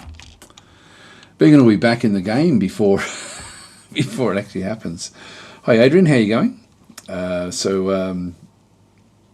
This changes up so much of the of my play style. I was too scared to ever press the icon. I don't know why. Yeah, no, it's sort of funny. It's actually a it's because of the name. That's what it actually is. What are the kids doing now? Going off to store an item. What item? Let's go and follow this kid. Feeling sick outside by the looks of things. Logs. A dabbling milker and a dabbling planter. There we are. Alright, so we'll just leave that one where that is. What else have we got? Yeah, this is we're getting. See, this is a DF hack auto nest box telling me that I don't have enough nest boxes. I'm not going to worry about it though. Mechanic cancels forged steel mace. That's okay. I could actually. They'll just give me more eggs if I do add more nest boxes. I might just go and do that. So we'll just go to F3, which is where my where these actually are. So if we just go back across, I'll just finish off this zone. This is a zone for the animals to like for the turkeys, so we can end up with lots and lots of turkeys. So this is under furniture, and we have actually no, it's not. It's under workshops, farming, and then farming has got the nest boxes. So we'll throw those in, and we want this to be in the plan now, so we can just go and pop in more nest boxes along this wall. Get heaps of them. Alright, so they're going to be building more nest boxes when they run out of these other ones. And then that'll be enough for the whole time of in the fortress. Let's go back up to F1 again. I wish we could get rid of these plump helmet spawn from in here. A few times they've come to pick it up. This is actually a major weakness in our fortress. What are you off to? So going off to pick up Began finally? No. Got other things to do. I think just getting more logs. Nope, still not getting Began. He's walking over his dead body, his cold, dead hands. We've got a cloud of creeping soot coming nearby again. I'll just go back up to the top here.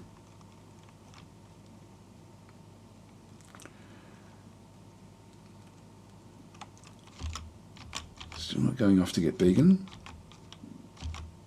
Yeah, just getting logs.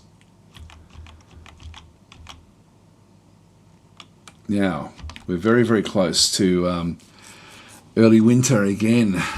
Should we just let it go? I'll let you guys decide. This is, the full moon is upon us in the early winter. We've got days, scant days before this one kicks in. Normally the attacker will then leave the area for a while. Let's just let it run, I think.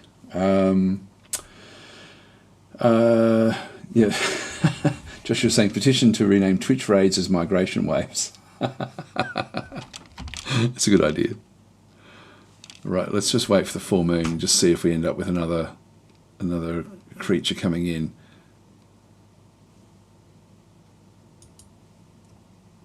Might just see if that one is around. I think it'll come in as an invader because we now know who it is. It was spotted turning into the actual form. So if we go to other, yeah, we don't have much there.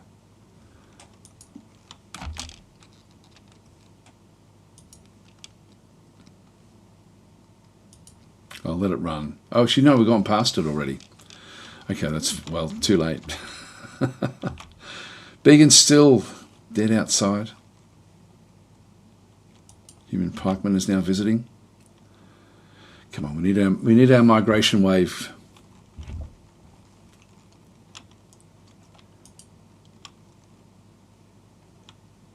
Got a petition. I'm just going to deny these for now.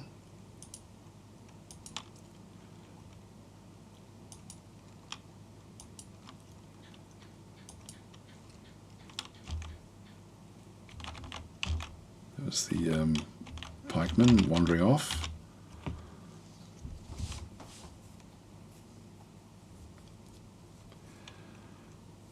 I'm thinking that we might actually push this. If we don't get anything in early winter, I might just throw a migration wave command in a DF hack. I might do it now actually, just because I really do. I need to get more dwarves in. And we've missed a lot, so I'm just going to go to the GUI launcher for DF hack. So this is Graphic User Interface Launcher, which brings in everything. So these are all the different commands that you actually have. Some of them are sort of very cheaty, but some of them, like a lot of them, aren't. And so this migration wave will trigger a migration wave. So if I go into start typing it in, migrants now, if I just go and click on that one and press enter, so this tool can trigger an immediate migration wave. Note that it only works after at least one wave of migrants have arrived naturally, and that no migrants are actually guaranteed to arrive, especially if you've just run this command a few times. So I'm going to run it now, which is essentially just triggering the wave, which should be coming anyway. Done. All right, so we'll now just go and pause, and there we go. We've got some migrants have arrived. So if we go back across, I'm just going to pause that one. Where are you? Back over here. So we have a stray gosling coming back in. We have a animal caretaker. So is the lover of the Inod Cavelock. Anyway, so these will be named as they come in. Actually, we've got a few more over this way already. Got another dwarven child has come back in. No one else, I don't think. We'll just watch as they come in. I should name them as they arrive, I guess. So let's just go and do that. So I'm not going to name the kids at this stage. Just let me go and grab the list of names. Pop out the reward queue, and I'll just move that off the screen just so I can actually see it there. So I'll just go and start naming these. These were here a little while back. So this is Resmelin.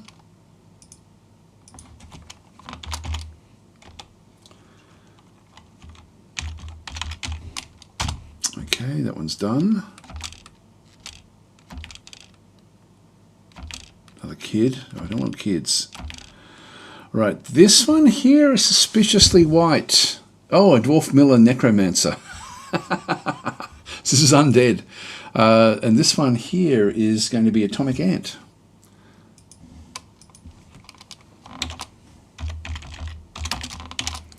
If it's telling you what they are, like as in terms of being this one being a necromancer, it won't matter. Like they're accepted in society, but it is a necromancer. So if we have, we can have a look at the where is it? If we go to health description. Almost never sick, tough, heal to quick, quick to heal, sorry. Overview, only 65 years old. Whereas I cannot give in to sadness. This one doesn't seem to have any real thoughts or memories, so it's just basically a zombie. So Atomic Ant is that one. I'll just tick them off as I go. Got a few named up. So the next one is going to be Orangutan's Library. Who have we got this time? We have a herbalist, Datur Bladewoods, is now going to be Orangutan's Bladewoods. Orangutan's Library. There we are. Okay, that one's done. I feel fine. And another kid. God, a lot of kids. And a dog. Okay, I've got a puppy. It's been named, which means it's somebody's pet. And another one. This one here is going to be Crunch. It's an animal caretaker. Again, these are pretty useless. So these guys are ultimately going to end up being... I'm going to check them out to see if any of them have got any sort of mining skills and they can take over Began's job.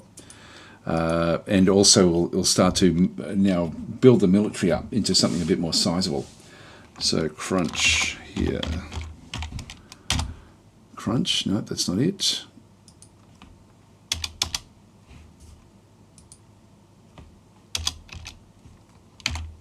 There we go, Crunch. This one here is another animal caretaker, which are useless. And this one is called Red Shirt.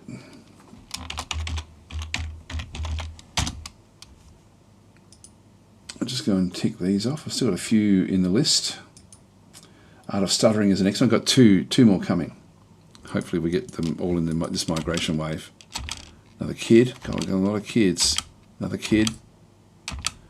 This one here is, this is another, what the hell are these animal caretakers doing here? This is Art of Stuttering.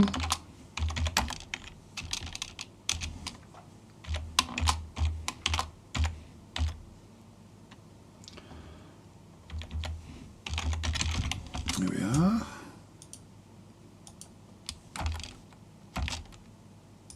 Herbalist. This one here is Kujagrim.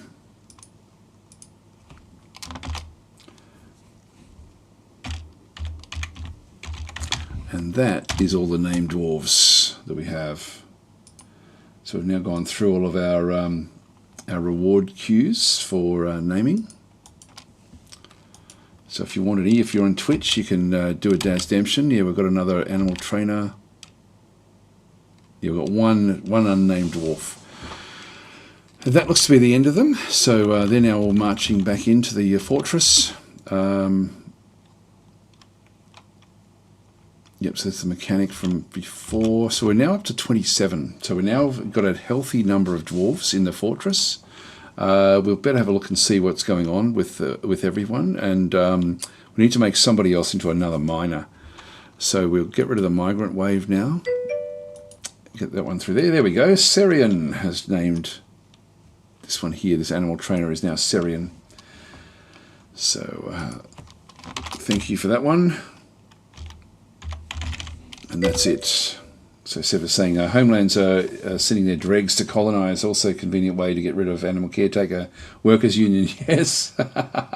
Well, anyway, we're going to we've got a whole lot of really useless dwarves. So let's go and change things up a little bit while we've got everyone coming in. I'm going to because so many of these new guys are useless in terms of the fortress. We're going to have to sort of move things up a little bit. So we're going to double the size of our military by adding in a couple more of these. So because we are building up stuff, we might start to even build some iron equipment for these guys, just so we don't only have copper.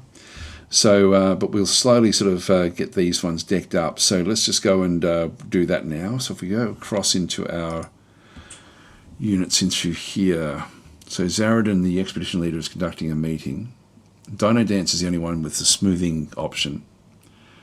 Bjolf, yeah, is making stuff. We've got these new arrivals.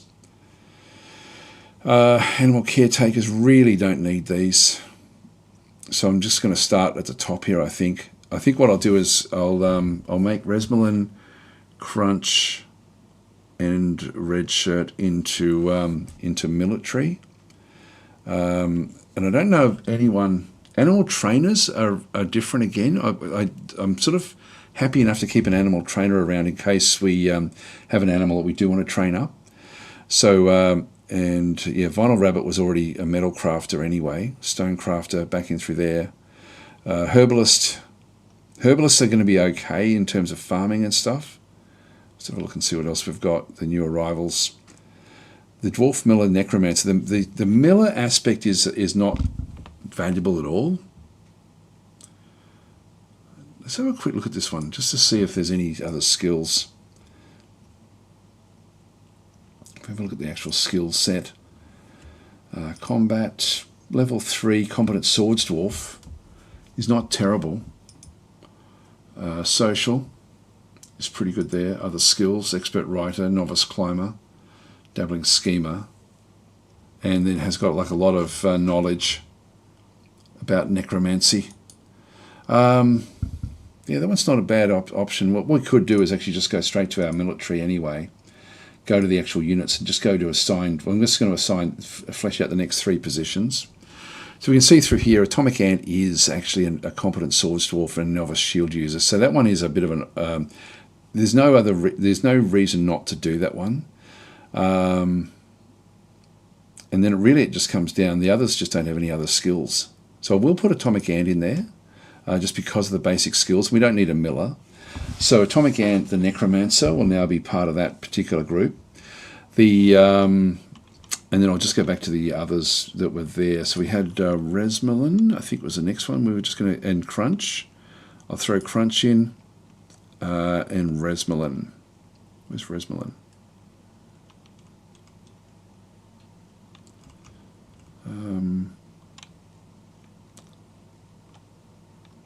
Oh, there. Animal Caretaker. So we'll just get up to 6 now with what they have. So these have now been added to the military. They will then go and try to pick up equipment. Now, the equipment's going to be a little bit sparse for these guys. These are likely to suffer greatly in the early part of what we're doing here. We need to find out what sort of equipment they're going to be able to pick up as well, so we can sort of set them up to do whatever they want to do. I need to get somebody that can do some mining, and we need to now. They're going to be extremely slow at the start with what we do here. So we'll go and we need to find somebody out of this new group that can actually do mining. We have one other miner at the moment. Like if we go back and have a look at the labour menu, the only one that's actually any good at mining is Zaradin, the expedition leader. Is an accomplished miner, and so can do that one. But I need others that can do it, and nobody has got any other mining skills.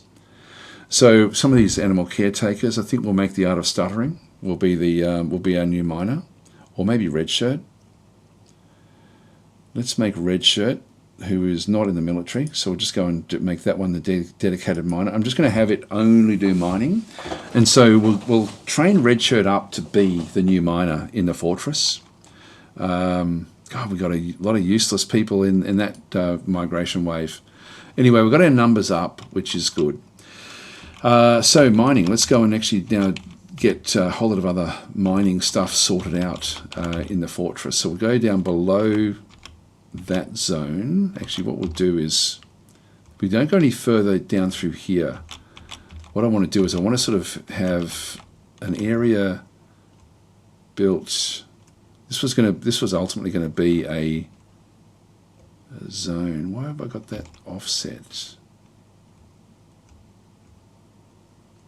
Down there. Not sure why I had these here.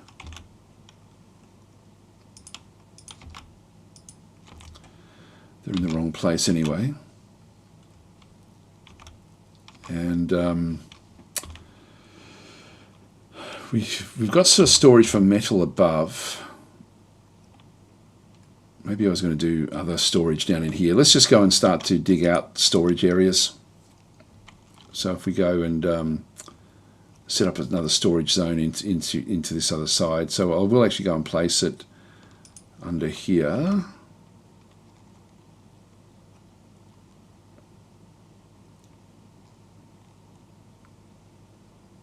That'll do. And I'll just dig it through there. It's just so that so we start to get things happening with the miner. So we need to train the miner up. Just go back to squads.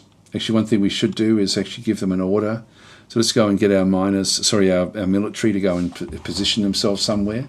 That will then go and make them go and pick up stuff. So we can then sort of find out what's missing. This is the easiest way to do that. I don't think there's anything else we have to go and do. The others will then just generally sort of slot in where they can. Let's just go back up to the central part of the fortress.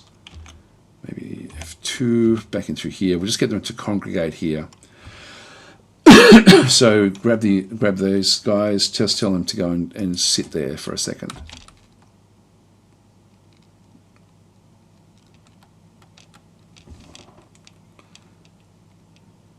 Who's that? Oh, that's Goozerone. It's now dropped its helmet. We don't want that. There we go. Atomic Ant is actually picking up steel stuff. Where are you off to? Oh, going off to now pick up more equipment. We can actually follow this one through.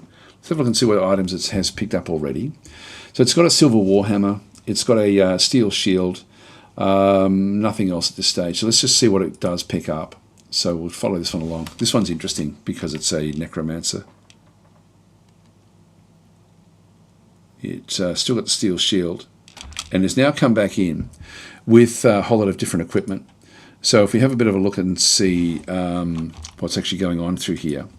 So this Atomic Ant has now got with the items. In fact, what we can do is we can just double check everything. We don't have the feet, like stuff for the feet yet. This is Resmelin, copper shield, copper helm, so it's picking up old stuff. Kujagrim has actually dropped the helmet, which I'm not happy about. The originals we want to keep going if we can. This is Frizerin. The Commander should actually now have pretty much, still got some copper stuff. Alright, let's just go back into the equipment of here. And we can then sort of see what they've actually picked up. So we can tell them to go and update equipment. So Gizerone has got, it says that there's a helmet reserved. Let's just go and update the equipment again. And that way they'll just wander off and try to pick up stuff again.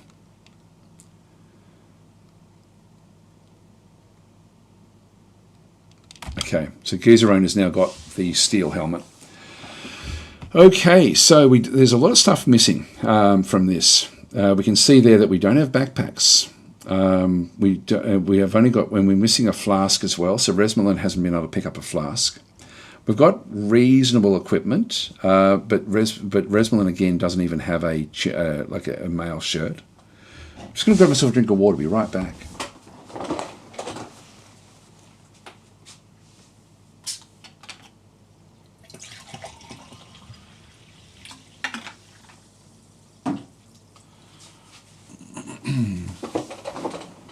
All right. Good saying, hey, Escape from Tarkov just got its 1.0 release. You're looking into that. Might be exactly your game. I haven't actually ever played that. I was trying to get Escape from Duckov, but that actually, my email bounced back, so I didn't actually go with that one through there. So Josh was saying, funny that Necro showed up. It just had a corpse just migrate in. My queen was a Necro in my last fort. Yeah, they sort of like you can end up with all sorts of different creatures that do come in successfully. And necromancers aren't really a problem, although they may try to do other things. Let's have a bit of a look and see what we've got through here. So we've got, one of the troubles is we've got leather. We know we've got leather. This one's now asleep on the ground. This is Exik. We've actually got leather, so leather is not a problem. But backpacks, we should actually have a backlog of backpacks. Maybe we're just not building enough of them. So let's just go back and have a look at the work orders. So we're looking for leather backpacks. There's a lot of stuff in here. There's leather bags. I wish we could sort this.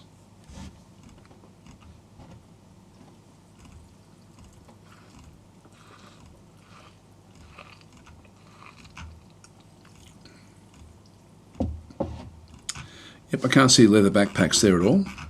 So we need to add that one in. We do actually have leather bags. So we'll go and add in leather backpacks. This will be from the leather workers shop. And leather backpacks. So that will now be at the bottom. And we're going to be making one of these at a time until we've got, say, maybe three in stock. So we just go to the number, will be number 1. So the work order will be just to make one of them. And then the orders will be to have empty backpacks. Actually, we want tanned hides and then unused backpacks really is all we actually need. So tanned hides greater than, I'll say greater than 10 is okay. I'll just change it to at least 10. And then the empty backpacks, I want to say 3 of those. And not less than, but at least 3. At most 3. So we're going to have, just keep 3 empty backpacks waiting around. So that's actually, so we need to actually have that one done. So we'll build 3 backpacks at a time. So that one wasn't actually added to my work orders. It is now. So we can now just go back out. And so that will then be triggered. And so we'll end up getting those. And we don't also have flasks, I don't think, as well. And I'll just go and create a few flasks. Yeah, I'm not seeing them there. Got bags, but just not flasks. So we'll go and make them as well. So add them in. We'll make them out of leather as well. Leather works. Leather armor.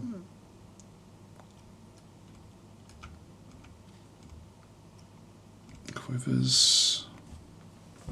Shield, shoes, trousers, tunic, vest, water skin. There it is. Go to the bottom. Make one at a time. Tanned hides and empty flasks.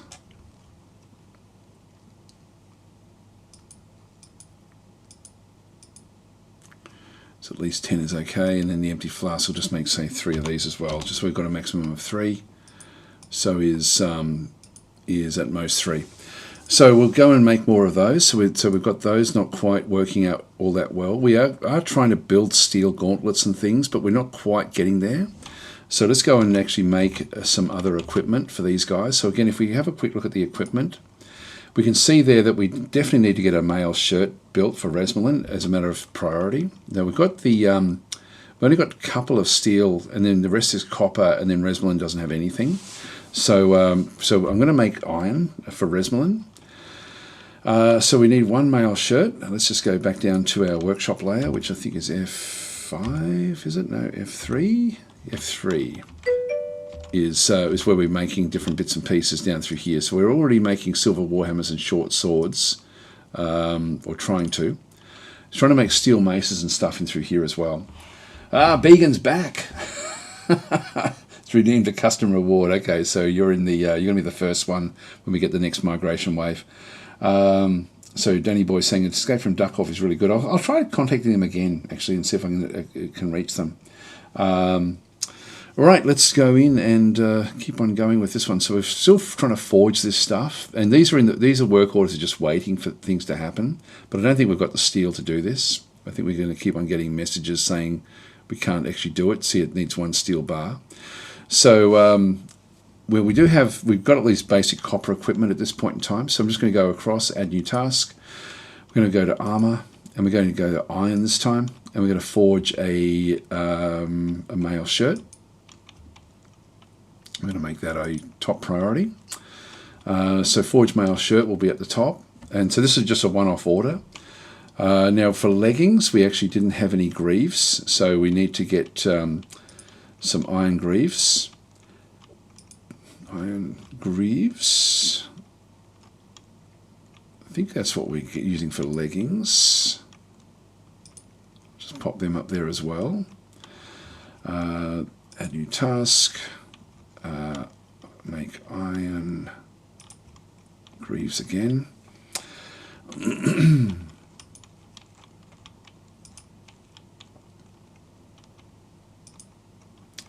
I'll just start ditching a few of these other ones, these steel stuff, because we're just not going to be making those. So we need 1 more iron greaves.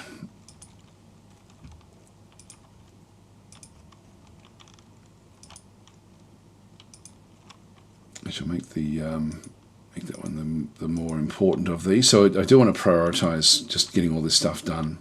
Add new task, armor, iron, gauntlets, armor, iron, gauntlets.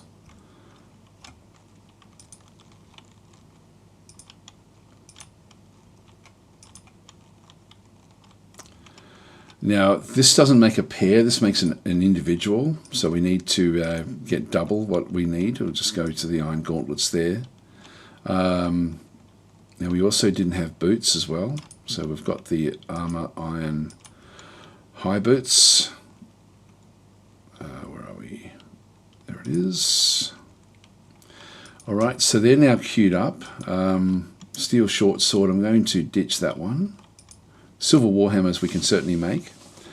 Add new task, armor, iron, and we need more of the high boots. Armor, iron, high boots. Again, these have to be made individually.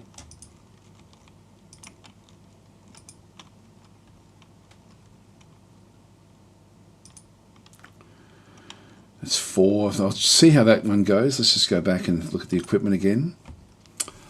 So we've now got that sorted, we've got this sorted, and we've got these sorted, but we haven't got, there should be still, Resmelin probably won't pick up that bottom bit in through there. Let's just go back and give them a, turn them off station. I can actually just tell them to go and do things, but if they're all in that position, at least we sort of get to see them all. So Crunch has come in with a, what weapon have you picked up? A Silver Warhammer, that's fine. All right, that's all good stuff. So they're going to now go off and do their own thing for a little while.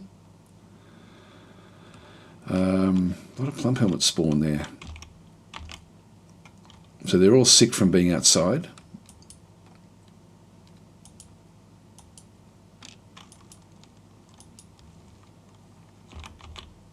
I should read those messages. Still no one's picked up Began yet.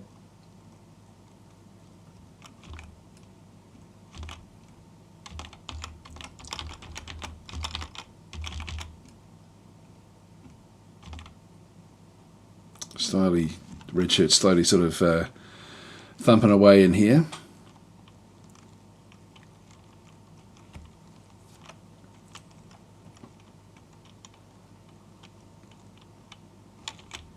It's going to be very, very slow until it starts to sort of pick up stuff. Looks like you've got an iron. Oh, a steel pick. Nice. Well, that's a good piece of equipment there. Now we're going to lose sight of our Necromancer, unfortunately, because we're going to only see the helmet. Anyway, making crafts now. All right, so with all these influx of people, we should start to see a much more healthy fortress. And hopefully we'll get even more... Oh, hang on. We've got all these animals. So we need to go down to F5, down through here, where we've got this zone. And then just go back into this one and go and pick up the animals. So I can go to DF hack assign. What we want to do through here is actually just go through to all of the grazers.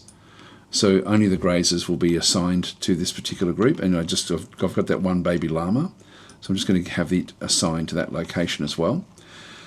And we'll go back up as well to the to where we've got the other animals. Where are they? They're over here somewhere. We'll just go back to this zone, go to DF hack assign, and we'll go to the egg layers. So we're only looking at, whoops, hang on, sorry. Do that again. Include, and we've got in cage, we've got a hen, so we want to actually have that one assigned, and we have a gosling. We just want to assign that in there as well. Now we do actually have a trainable, a wild peregrine falcon. This is actually something where we could actually train, like have actually a falcon that we do actually train up. We do have the animal trainer. We might do that actually. Let's go and do that. So we'll bring that one in to a zone in here somewhere, I think. So we'll set up a training room. Or do we do that one off the side here somewhere? Might even do it off the side around. This is actually the well, but we can build in around this well. Let's just go and make a room there for training animals.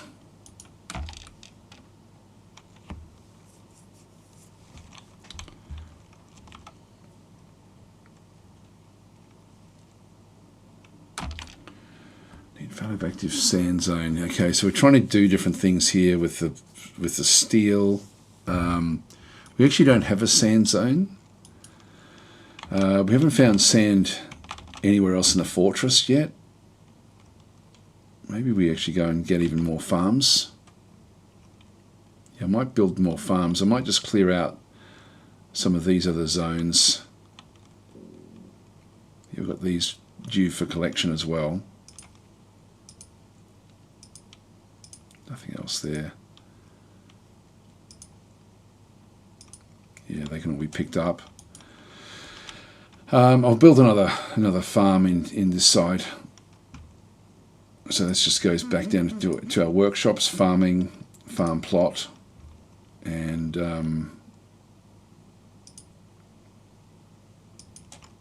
build that one there. And again, they can just do that automatically. A snowstorm has come. So we're going to start to see snow spattering on the ground. It's now midwinter. We can't see the full moon.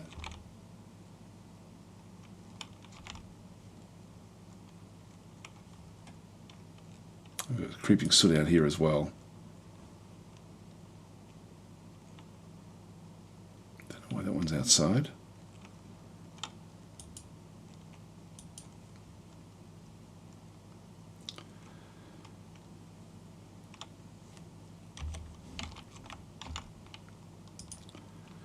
Yep, so still making all these iron bits and pieces.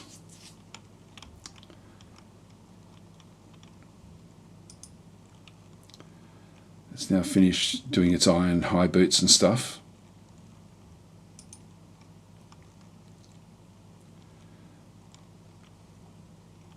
So at least we should then have now the active sand zone. Whether it's cleared, that's good. So there's no more snow. It's just gone past the midwinter time.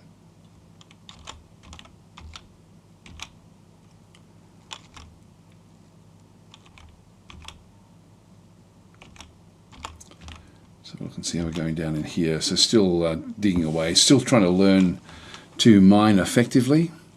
Have you picked up any skills? Novice.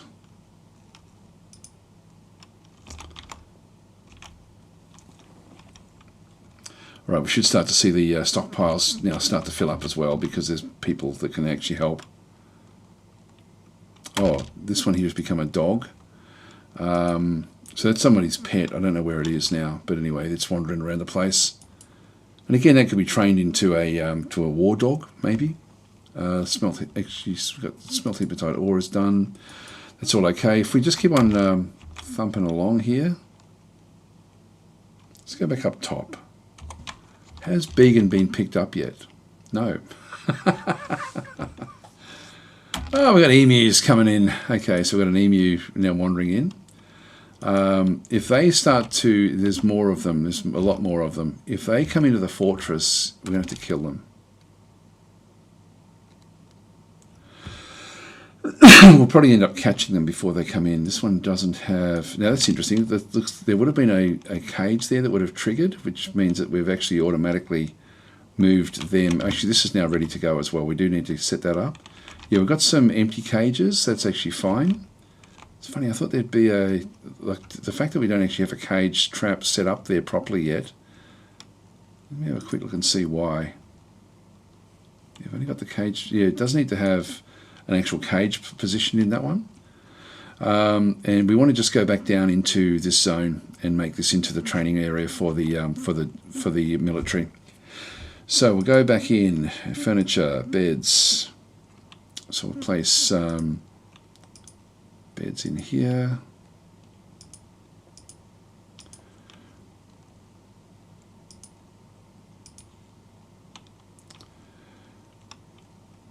That'll do for what we need there. Now we're going to make this into the barracks, and then the training area back in through here. So we'll end up with sort of like armor areas. So if we just go back into furniture, we have military, weapon racks. So I'm just going to put a couple of those in there. Might just throw one in this room and over there as well. Military again, and we've got armor stands.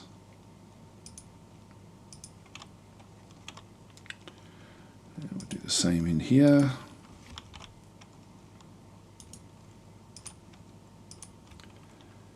That's pretty much all we need there. So these are new things that have come in with the siege update. That will then sort of do what we need. We're going to need chests and stuff as well. So if we just go back into furniture.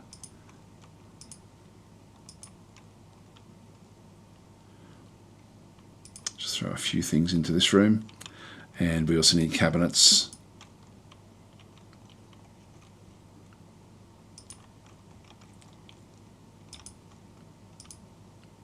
That'll do us.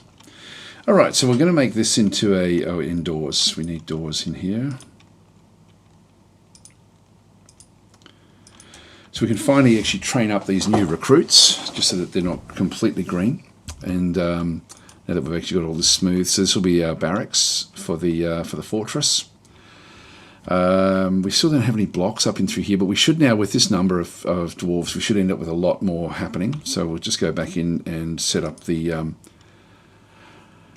barracks. So we've got the barracks in here. So squad should be assigned into a barracks. The squad can be set to train, sleep, and store equipment here. So we want to have a barrack for sleeping. So we'll go that one there. Accept. And so this is the barracks. This is going to be then set up. So we need to now choose which squads will use this barracks. So the steel burst is the one that we actually have. We want them to sleep here. We want them to, this toggles whether soldiers will store their individually assigned weapons and armor here, yes. And also whether they'll store equipment such as ammunition here. I'll just say yes to those three things, but the training we'll do in the next room. So we'll leave that one where that is. So that one's now been set up for the steel burst. And we'll go back into barracks yet again and build another barracks in here. Accept. And again, it's going to be the steel burst for training. So they're just going to train in this room and sleep in this room. So at least they've now got an area, even though it hasn't been set up yet.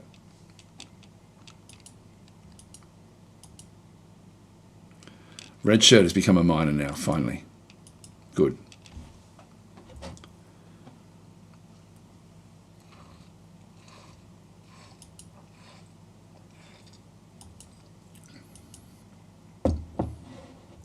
We've got a armor stand down this way.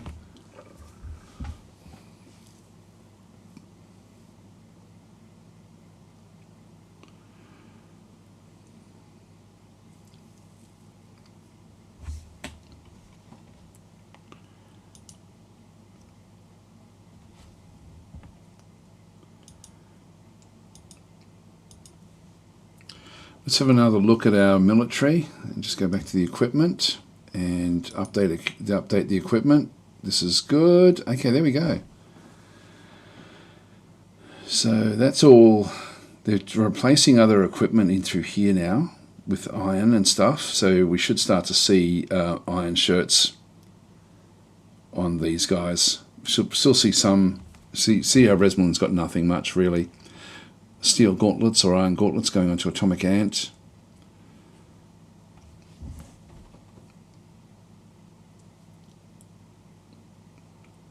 This is good stuff.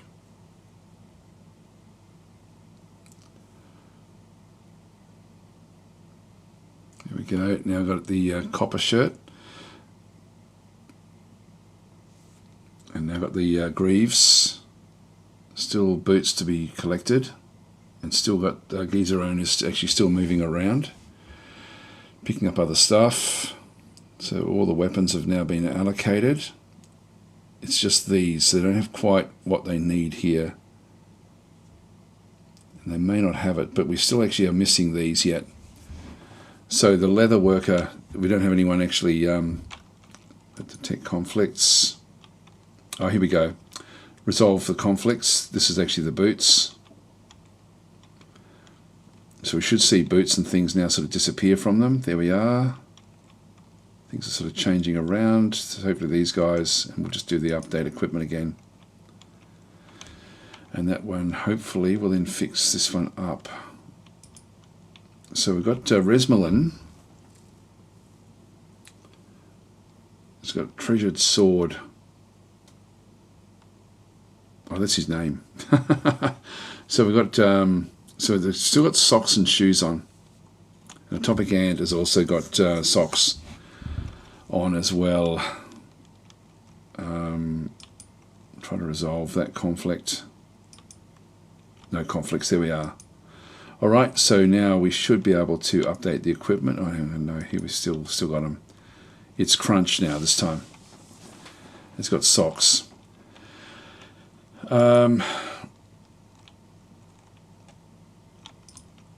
Now, we still don't have everything we need, but that's possibly because we don't actually have enough. So if we just go back into the boots, and we'll make more boots. Some rotten stuff down in here. Somebody's left their copper shield there. So we've still got, we're making steel short swords here. And we've still got the steel greaves and stuff trying to be made in this other side. Let's just go back across and make armor, iron, high boots. Armor, iron, high boots. That should be enough. Make them both high priority. If we have a look at the actual units, the guys themselves. So if we go back to Resmelin, just Resmelin and Crunch are the two that need to be looked at.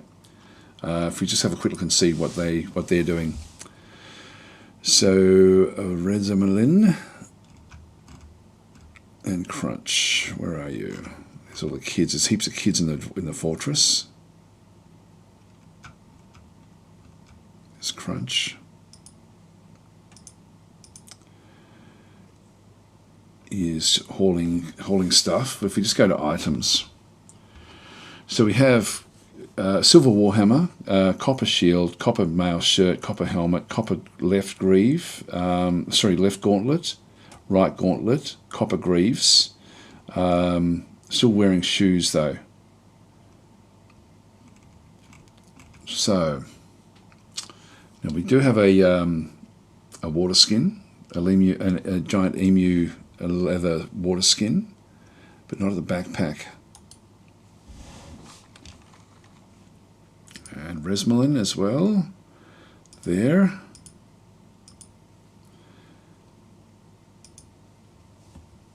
And if we look at the items in through here again, copper, silver warhammer, but copper shield, helm, shirt, gauntlets, greaves, but just not, and it's actually not wearing any shoes at all. Let's have a look and see what we've got in terms of the high boots.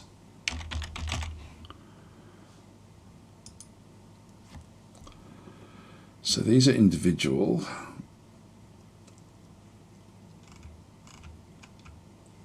So we've got 2, 4, 6, 8. So that's 4, 5, 6. So we've got enough in the fortress. Who's wearing that? The Art of Stuttering.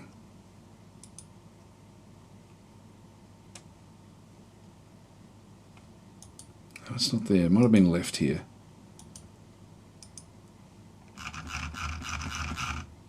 Nope. So where the hell is it? Hang on, do that again.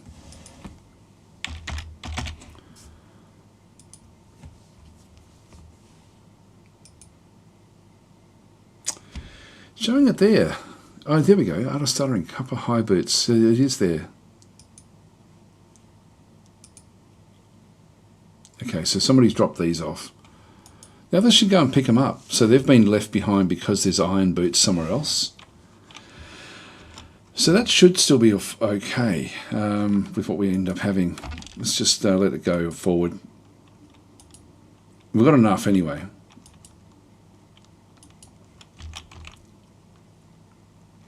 It's going to make them annoyed having the rotten food coming in here from the kitchens and the stills. Making a cloth bag. It's the farmer's workshop. Where's our leather? Leather workshop is down in here. No, that's the soap makers. You know, I don't think I've got a leather workshop. I'm pretty sure I don't. Actually, I've got the two butchers and the tanner, and this is going to be the leather workshop in here. So I need to actually go and create one in here. So if we go back into workshops, and that will be under clothing and leather, and then we've got leather in here. So I don't actually, that's what it looks like. I don't think, if I had one it would be in this zone. So that was an oversight. We don't actually have one of those. Just go and build that one.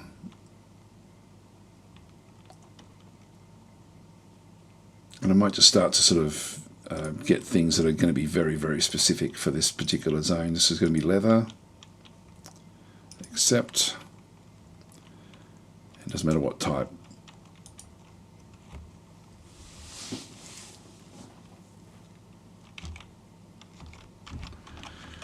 Which means we should be able to get rid of the leather from the other stockpiles.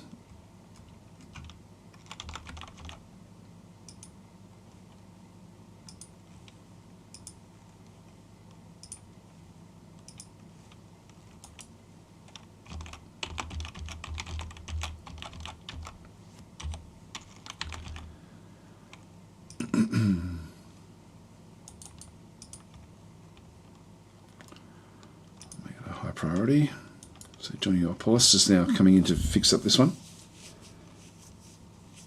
Richard saying, I become a miner. How did I get younger? No, you're not. You're a yeah, you're a miner. Yeah.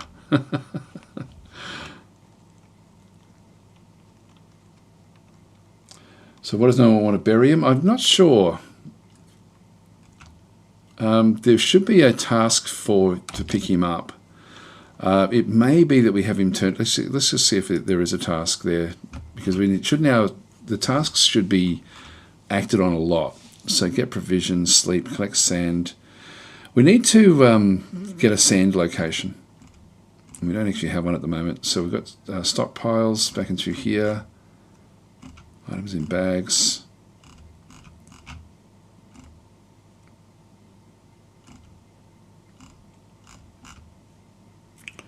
Construct buildings back in there. They've all been put on hold. Nest boxes and beds. So as they're built, they're okay. We've still got a lot of work going on. Make wooden bins. Plant seeds. It's not in the list. It should be. All right, what we'll do now is we'll just go back across into the labour menu and go back into standing orders. Hauling, refuse and dumping.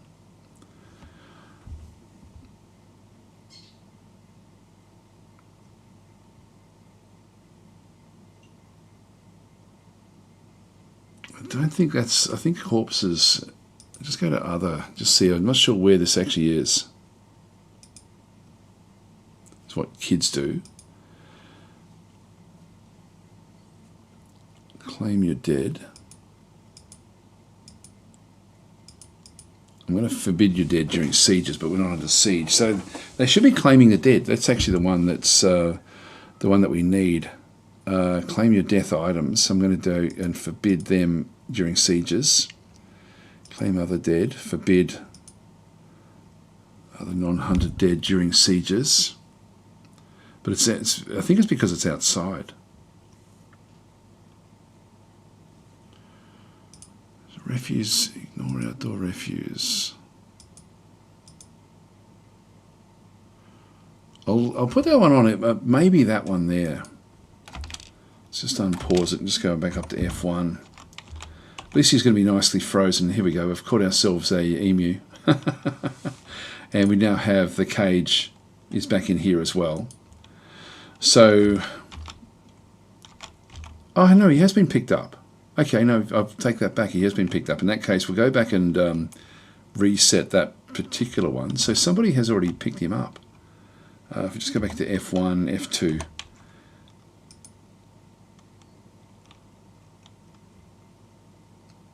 Should be Began's coffin. They may still take him down into the refuse pit. So somebody has picked him up, and where have they placed him? It should be. There he is. Began's corpse is there, ready for burial, and so somebody will now. That should now come across as a burial item. So. If we go back across into the, so I don't know when he was picked up and brought inside. He hasn't gone smelly yet, so it's still early days. Now we've now cleaned out this zone. I want to just keep on getting the mining operation happening as well. I've already done this one now. This is going to be our training room. Doors and hatches. We'll put a door there. And eventually we'll then make this into a training room. What else have we got? Where else should we dig? Now this is sort of like a self-contained area of the fortress. Because we're now at sieges, I want to sort of keep that where that is. And maybe move off from here to go further down and look for other things. Maybe we'll sort of dig in a little bit and then move up. So I'll just go to this bottom zone. Well, it's actually slightly up. I think we're going to make this into an up-down stair. We'll do that one now. So we'll go and start here and make these into up-down stairs all the way down to this zone.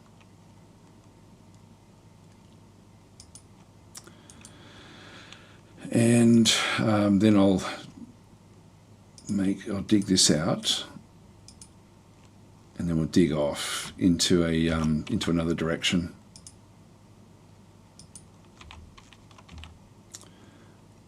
And in fact, what we'll do there is we'll dig down.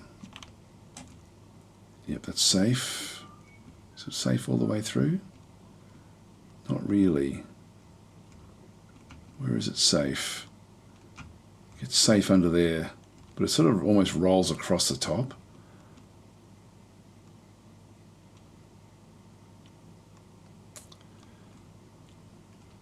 Yeah, none of it's safe. Let's go way over here. That'll be okay. All right, we'll do it that way. So just get the stairwell done. And we'll just have a look down and see where we actually find that other slot. So it sort of moves. We're actually pretty safe there. It's not there.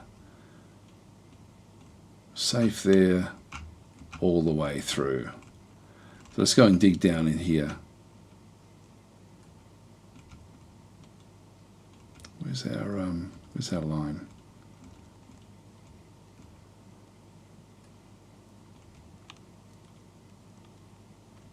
I've missed it.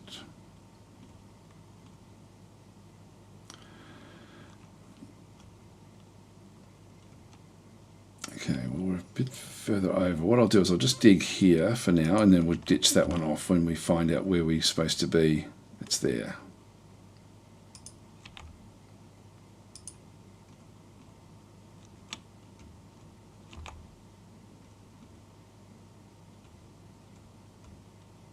Alright, so we've got that one there.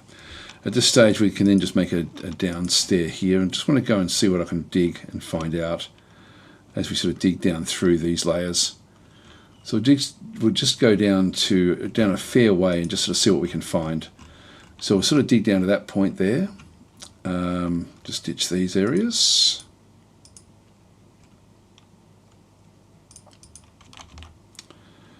Alright, and then we can put a hatch there which will then make this secure.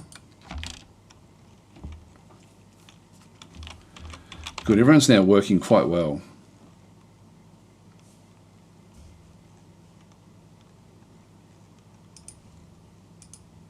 I think to be chopped down in here.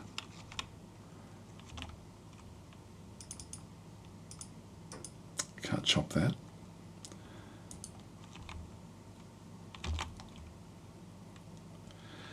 Right, so red shirt is now digging away. Now this is a nice lignite area which we may need to use. So we want to put a hatch cover here so we can lock this down.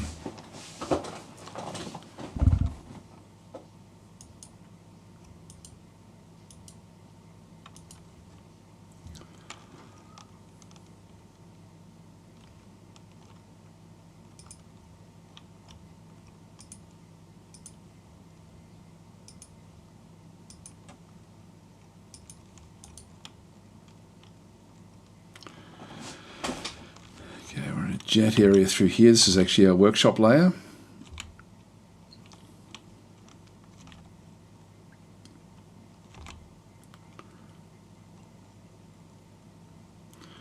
Yes, copper high boots and things have been left behind. Let's just go back to the equipment. Let's do the update again. We do have some issues there. Detect conflicts. All right, we'll just see how we go.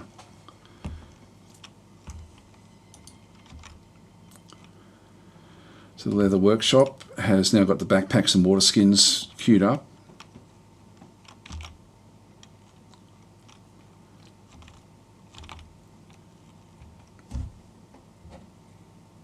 Oh, sorry, on pause.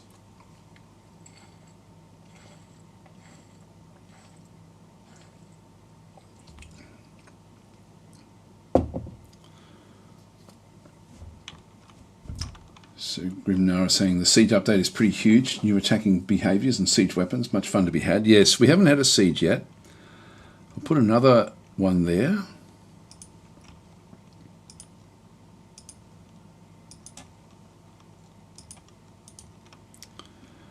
And we'll just keep on sort of digging through. We're just going to try to find the other layer. So what have we got here? Limonite. So this is this is another metal that we can then sort of make use of. More of it there. Interesting. Granite now. So we're sort of not. As we get closer, when we get to this one here, I'll go and dig even deeper. All right, let's keep on going. Got now Nice. Going through the layers. I'll just go and set up more of the stair building. I think I might just do a really long one actually. Just go way down until we find stuff.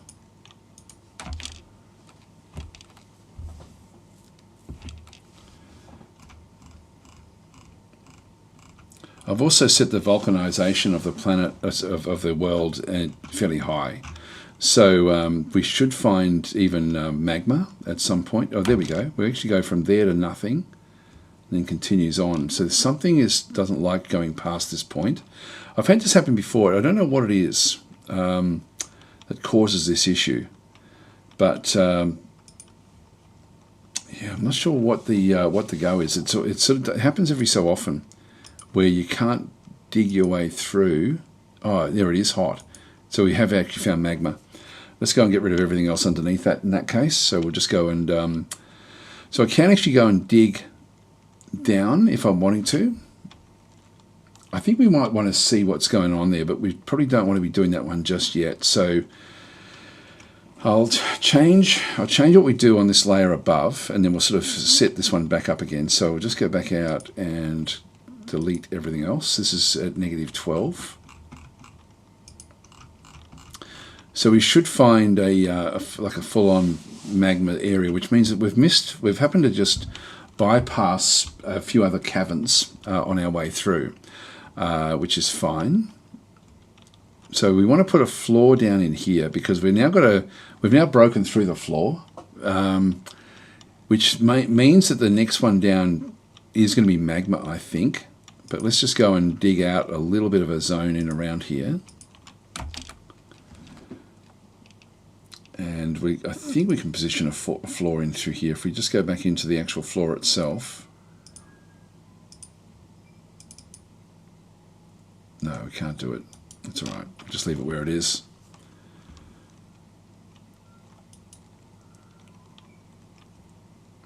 Yep, the backpacks and water skins have now been made. Oh, hang on. Digging designation cancelled warpstone. Yeah, that's that one there. Just pause it here for a second. I'm just thinking with the training. One thing we haven't done is the schedule. We've got the schedule of ready, no orders, but we need to actually now set something up where they're ready all the time, but doing training. So I think I'm going to now set up my military. I've got 6 of them. If we make them constant training, I could do staggered training. This is the actual monthly orders here.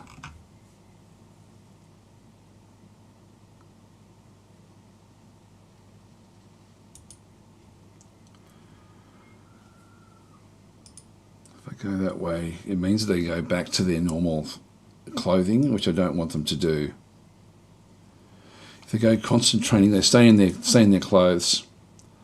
I think I need them to do this. We don't have quite enough because we've got so many kids. Actually, let's go constant training just for a little while and just see what that does to the fortress.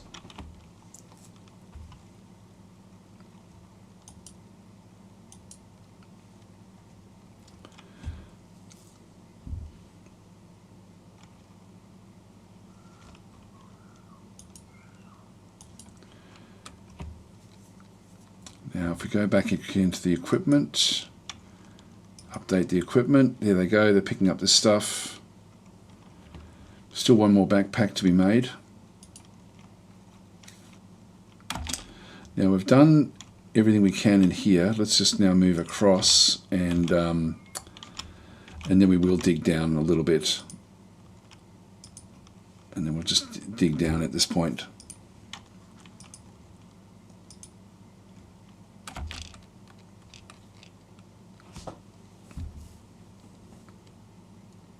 So Redshirt's getting better at mining. So we are sort of picking up that one. Beacon still hasn't been put in his coffin.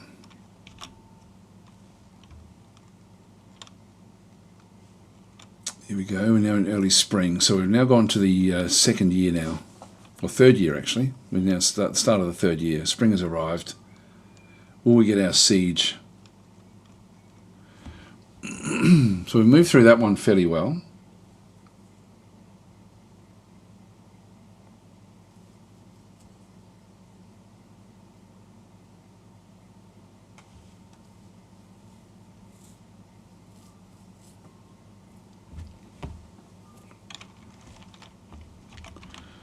Just going to go and place the hatch cover on there. Doors and hatches. And again, I can lock this one off now. But I won't worry about it just yet until we actually have drama.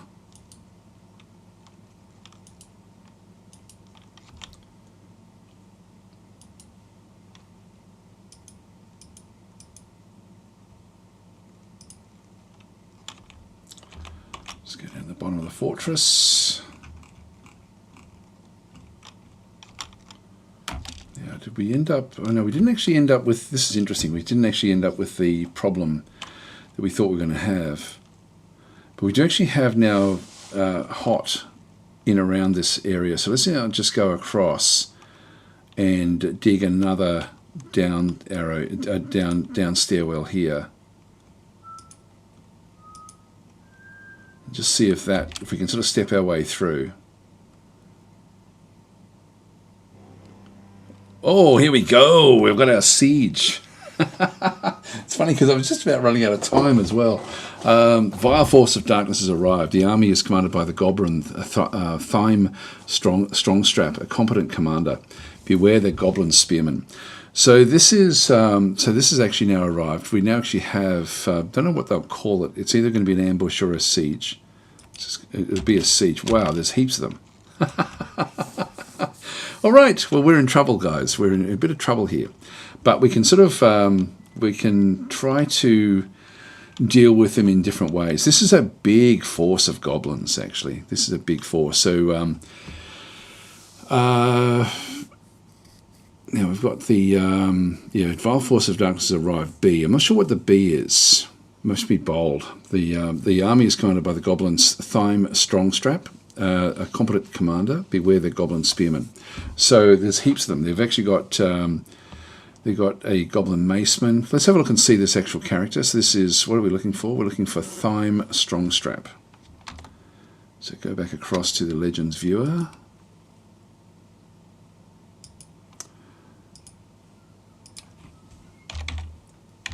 Is it Thyme?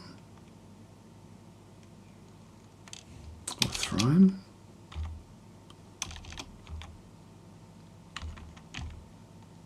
No, it was Thyme, but he's not actually a historical figure. So there is a goblin, Thyme, but it's not Strongstrap. If I maybe do strong, I'll look for strong strap.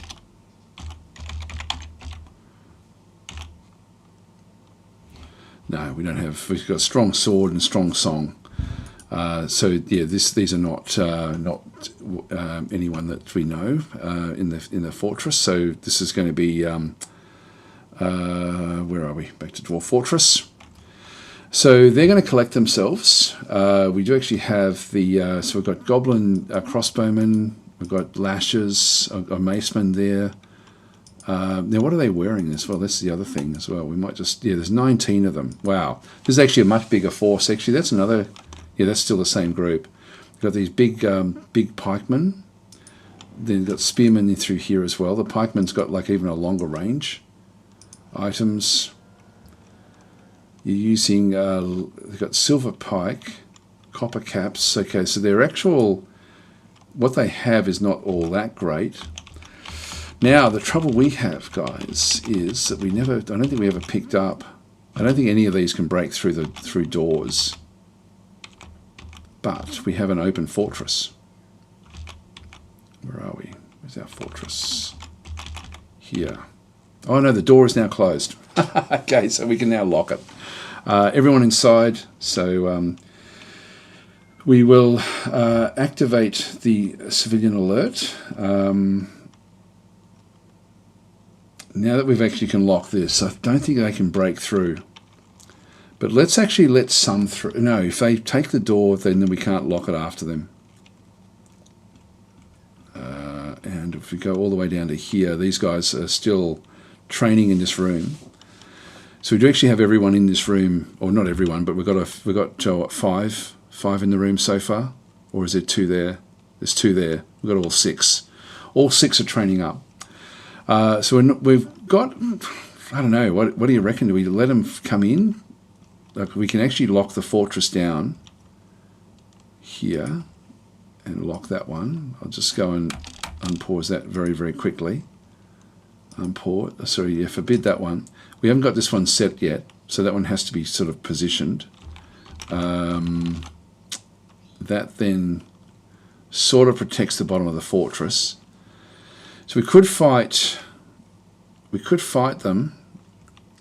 They're going to get caught a little bit in the traps. So we're going to still have a heap of them coming in. We're going to catch maybe 3, 4 there. That's all. We better activate the civilian alert. I'm just wondering where we actually position the military. Did we let them in at all?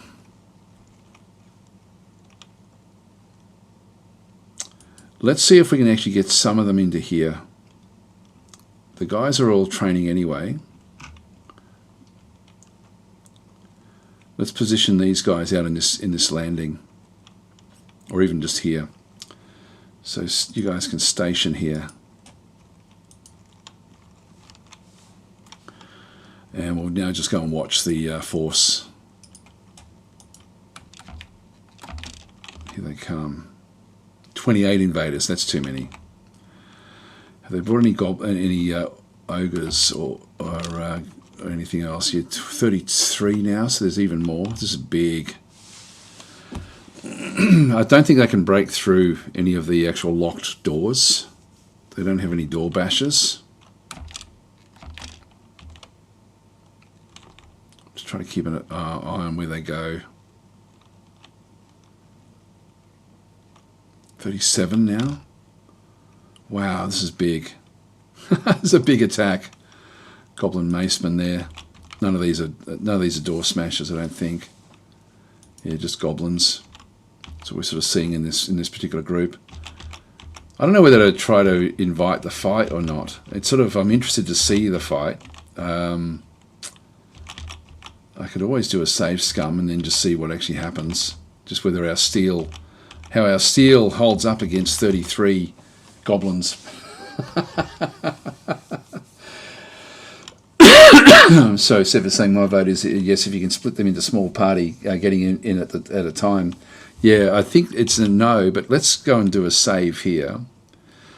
Save. I'll do a save and return, and I'll just go recommending to that timeline. We'll then open it back up, and we'll just see what actually happens if we do let them in, and we'll see if we can lock the door down. We'll do some experimenting with this siege, and see what actually happens here. Grim's saying, will they eventually leave the map if they can't get in? Yes, they will eventually. They will. It will be locked down though for a little while the siege is there though. So there will be migration waves will not come, things like this. So it is better to try to deal with them if you can. But we're not really strong enough. So I've made the difficulty really high on this game. So we'll just go back across, which is why there's so many of them that have arrived. So we've sort of bypassed the easier sieges and just gone straight for a difficult one.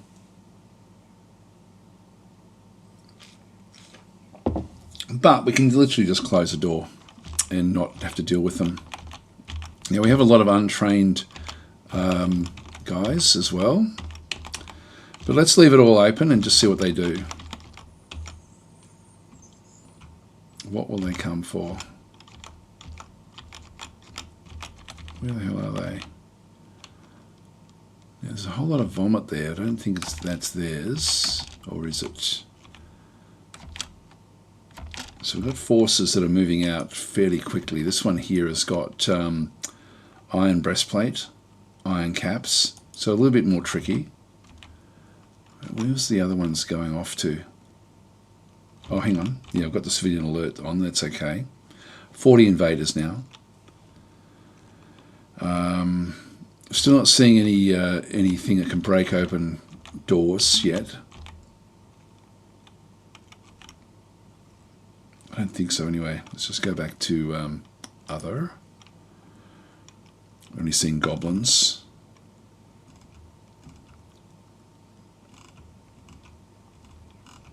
God, there's a lot. There is a lot. That one's out there, that's okay. Alright, let's wait and see when they start to sort of come into this zone.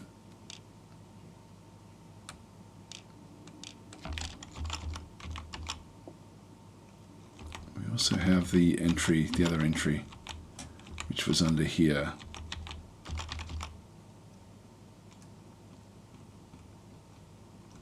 Where have they got to now?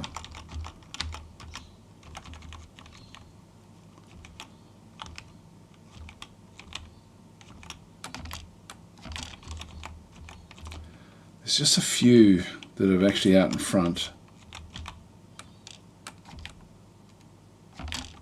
Yeah, they're coming straight in for the fortress now.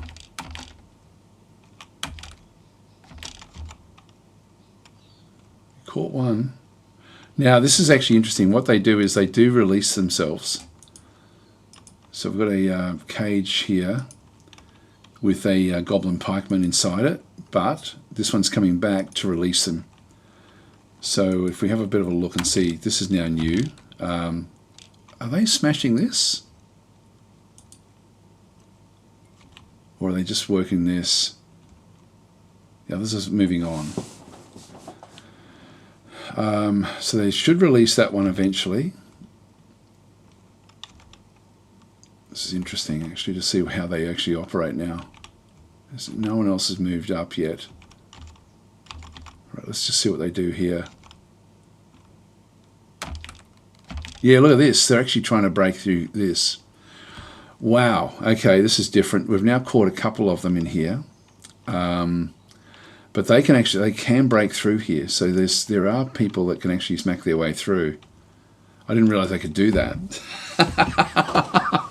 So this could be a bit more tricky than we think. Now, if they break that, what have we got? Let's lock this down. Let's lock this down.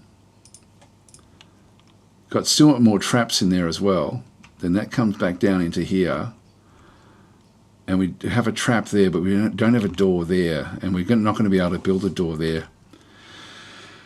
I don't think in time. Let's just go and get another door. Smack that one in there. Oops, hang on. We need to, we don't have any doors yet.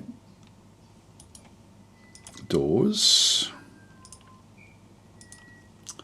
And this one we're going to show the planner.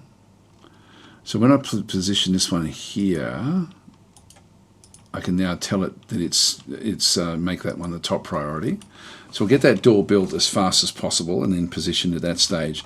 At this stage, they're inside the fortress. Still got some more traps in through this other side. We might seed a few more traps just in case they do make it through. Now I've got a bed there. Just resume construction on that one. I'm not sure what happened there. We need to get that one established. These are locked down anyway. Let's keep the top of the fortress where that is. In fact, what we can do is, because they can break open doors, let's lock this one down as well. So we'll just forbid all of this stuff, and then we'll just wait and see where they actually make their. If they try to take this as well, this could be really interesting. And in the meantime, let's keep on getting more traps as we sort of come back down into this zone. So they're going to come straight down there, so we can get a trap built there.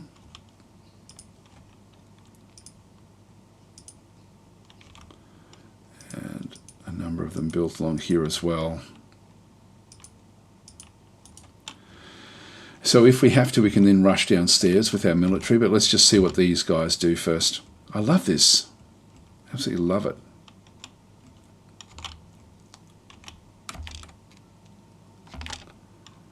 Okay, the sandstone floor hatch was destroyed by Kaza Osamblongo, the goblin pikeman.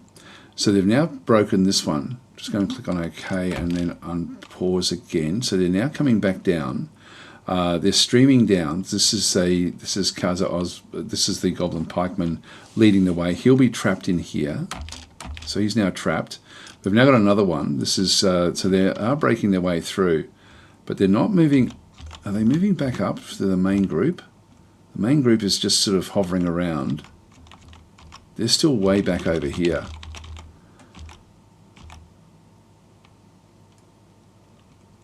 And they haven't tried to free the others yet. They're just trying to break their way in. Yeah, this is so cool. This is so good. All right, so we'll leave that one where that is. 39 invaders left. Look at this, the door is breaking. Chalk door by another pikeman and caught. Another one sort of coming through here now. So they're smacking their way through. I think we better get downstairs with our military and meet them down in here. So we'll just go and get the guys to come back. Now we've got, this is actually considered a safe zone. I don't think we should call that a safe zone anymore. Although, if we can get that door built, it would be handy. But no, once they break through here, they're done. So, safe zone, we'll just go back into our burrows. And we've made all this safe zone all the way through. So we better not do that. Let's go and repaint.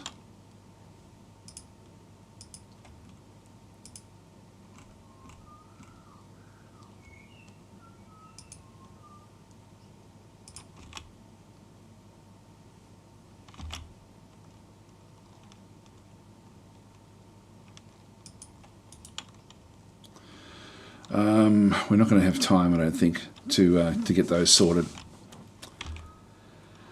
What we can do is try to attack either in here or in here. Let's just see how we go. Yeah, so we would look. No matter what we would have done, doesn't matter about save scumming. This could be the end of the fortress.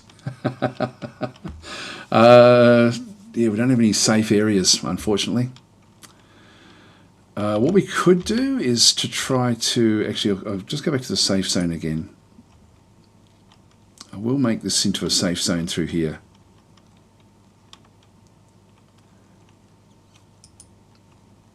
Oops, hang on, wrong one.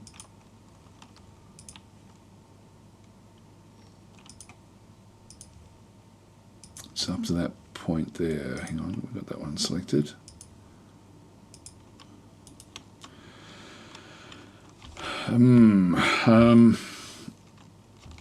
The other thing we could do would be to try to build a block there in time, but it's not going to happen. I've only got a few traps here that are actually any good. Let's just go and get our military down here anyway. Just into this position.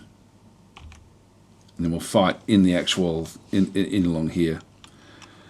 So one unit at a time, we'll hold them off as our men bravely die. We'll see what actually happens there. Let's go back up the top here again.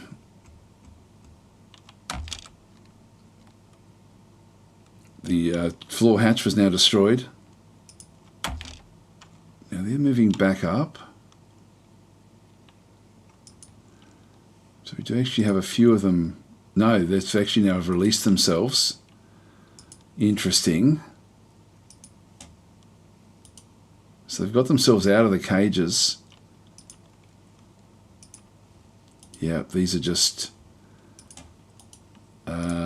these are empty. They've actually released themselves from the... Okay, this is really, really interesting.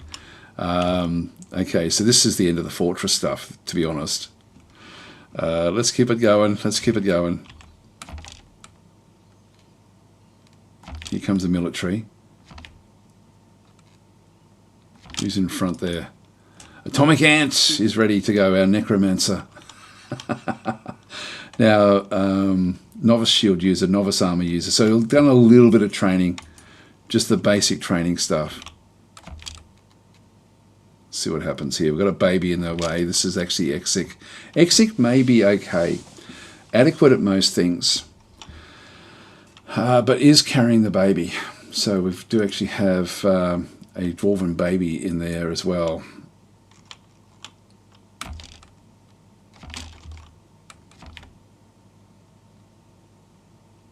Here they come. One's caught. Is there more on the way?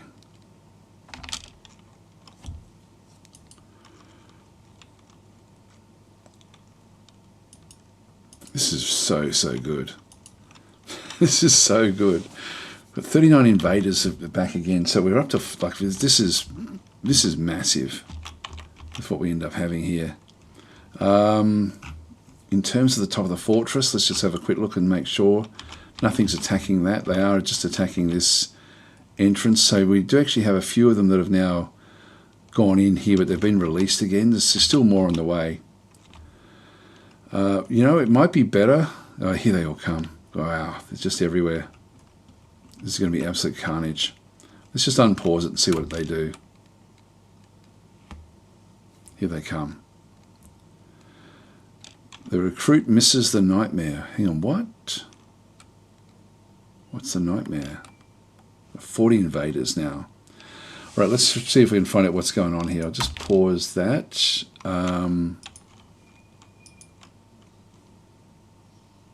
Nightmare is fighting. Or if it attacks the hammer dwarf, but she jumps away. Where? Here. Oh! They've got a sneaky creature here. So we've actually got blood. This is Crunch's blood. So the Nightmare is actually fighting. And if we have a quick look at the what's going on through here, the Nightmare attacks the hammer dwarf, but she jumps away. Recruit misses the Nightmare. Nightmare gores the recruit in the right foot. Again, didn't have the boots on. Force bends the right ankle. So this is actually why Crunch is now going to be got the punch in the upper body through the copper mail shirt. Recruit misses the Nightmare. So let's just keep on. Let's have a quick look at this one. I can just unpause this one because we can see what's going on. Grabs a recruit by the fourth toe, punches a recruit. Hammer dwarf bashes a Nightmare in the neck, bruising the muscle. Force twists the lower arm. So this is another one here. Bashes a Nightmare in the right hand, bruising the muscle there. Nothing much really actually happening through here. Recruit misses a Nightmare. I've got this one set to pause, which I'm actually glad I did, because this way at least I'll be able to sort of stop when combat starts and there's a miss, at least I'll see it. And the upper arm, bruising the skin. So we're not actually smashing through. Let's have a quick look and see what this thing actually is.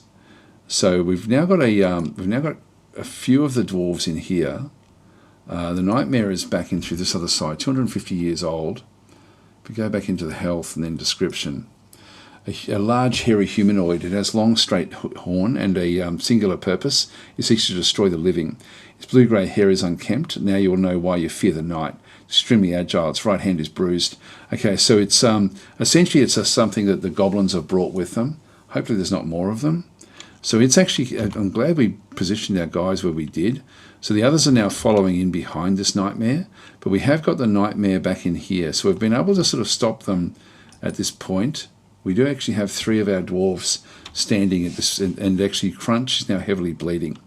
So look at Crunch's health. The ability to stand has been lost.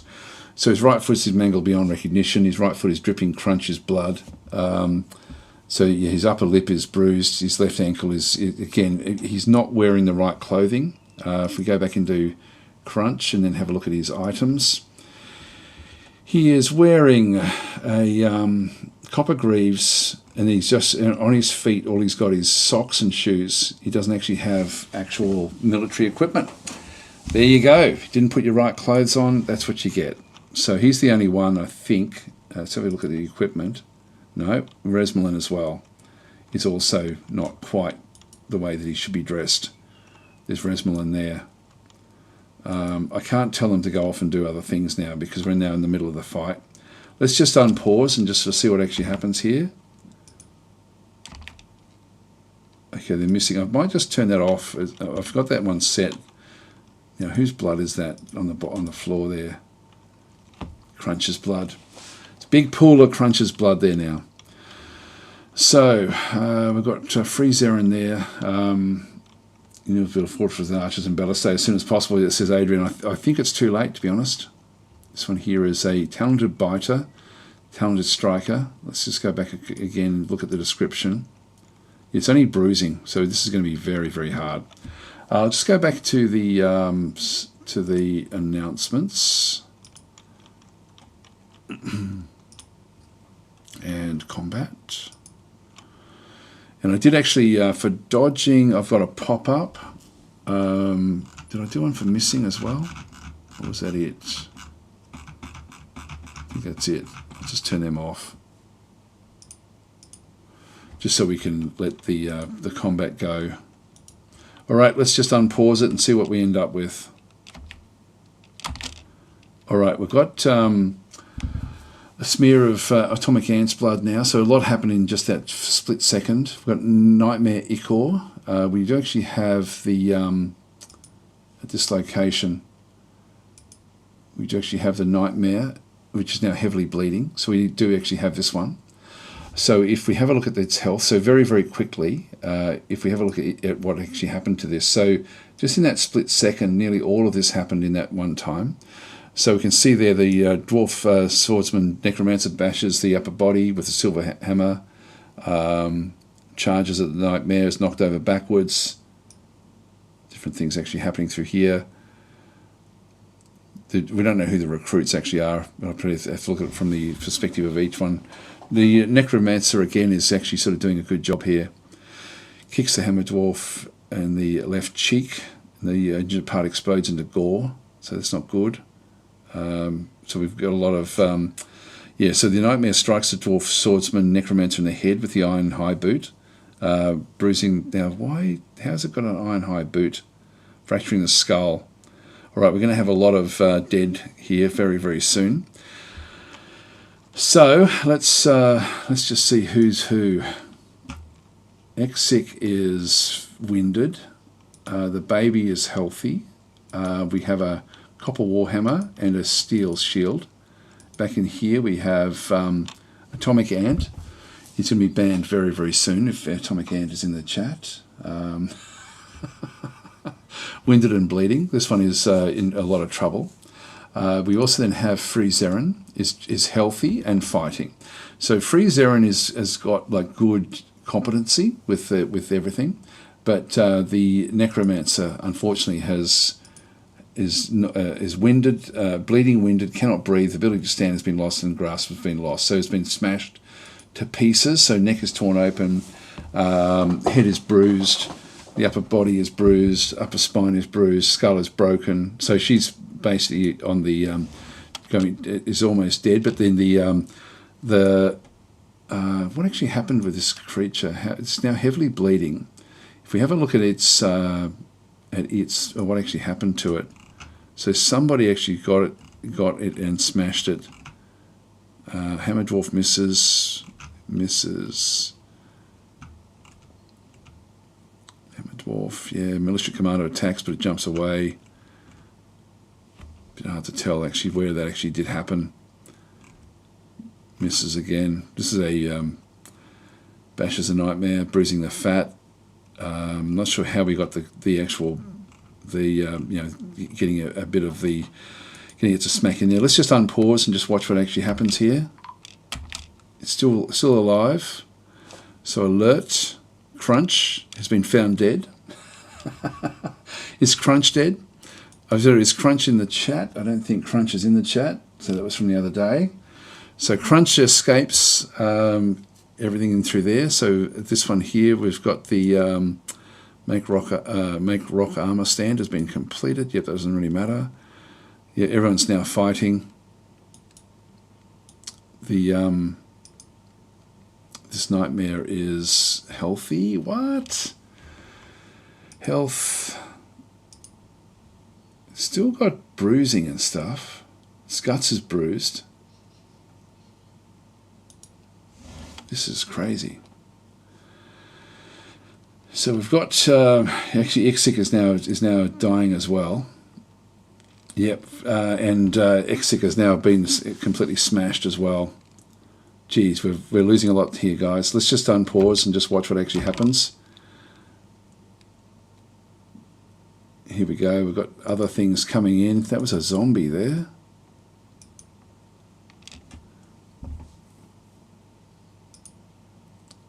Crunch's left hand is alive. So it's been brought back to life. Is there a necromancer in it? Oh, of course there is a necromancer in here. We have our own necromancer. Where is alert? Crunch. Yeah, it's been found dead. Okay, so Crunch is gone. But what's actually happened here is the atomic ant has actually brought back Crunch's hand back to life, which is going to then fight us as well. So this is not great. We now actually have, who else do we have in here? Through here, we've got a pool of Nightmare Ica. What else is there? We've got smoke in here. I don't know where the smoke's come from. Yeah, there's different teeth and stuff. There's the baby still, just tired and winded, not too bad. Atomic Ant, the necromancer, is just winded. But if we have a look at the health again, description, so still actually had a lot of problems. Then we've got Crunch. Crunch is now a zombie. So Crunch has been brought back to life, but is I don't know what Crunch. Yeah, so the dwarf animal caretaker, dismal zombie, punches a nightmare. Okay, so it is actually fighting the nightmare. This is cool. So actually our necromancer has brought back Crunch back to fight on our side, which is pretty good. Anyway, this nightmare is actually a real problem. So it begins to move. Did it actually do anything? Goblin pikeman. Yeah, stabbing it as well in the left hand. But that's actually where the hand came from. Got pikeman in through the side. Where is the actual nightmare? Not seeing where the nightmare is anymore. Still teeth and stuff. Let's just have a look and see. There's a lot more coming back down this way now. Let's just go and unpause and just watch. Who else has now died? Crunch's zombie keeps on coming back to life, but is then put back to dead. Actually, Exik is now dead as well. So if we have a look at the combat from Exik's side, so this is every iteration of the zombie that's come back again. So if we have a look at the Hammer Dwarf Exik and just see what actually happened there. So Hammer Dwarf bashes, actually that's old. That's old stuff. So who got the killing blow? Goblin Pikeman stabs the Hammer Dwarf in the head. So there we go. So the so this has actually essentially been attacking the pikeman all the way through there. So the pikeman is sort of making their way through. So Exik is out. So Alchemist is saying a dismal zombie sounds like an intelligent undead, which might be friendly. Yeah, it is actually. It is. So that was attacking. And now we've got Exik has now come back to life as well, I think. We've got a dwarf dismal zombie, a goblin dismal zombie. So these are possibly going to be sort of attacking back against the other guys. Just got to try to keep the necromancer alive. Just while we try to push back in this other zone. We've got all sorts of different zombies. Anyway, Exik has to be banned. So we'll just find Exik. And where are you? Where are you? Saw you earlier. There we go. 30-minute ban. Done. Okay, so Exik has been timed out for 30 minutes. All right, let's just unpause and just see what actually happens here. A lot of fighting going on in here. I think they've made their way through, the Goblin Spearmen.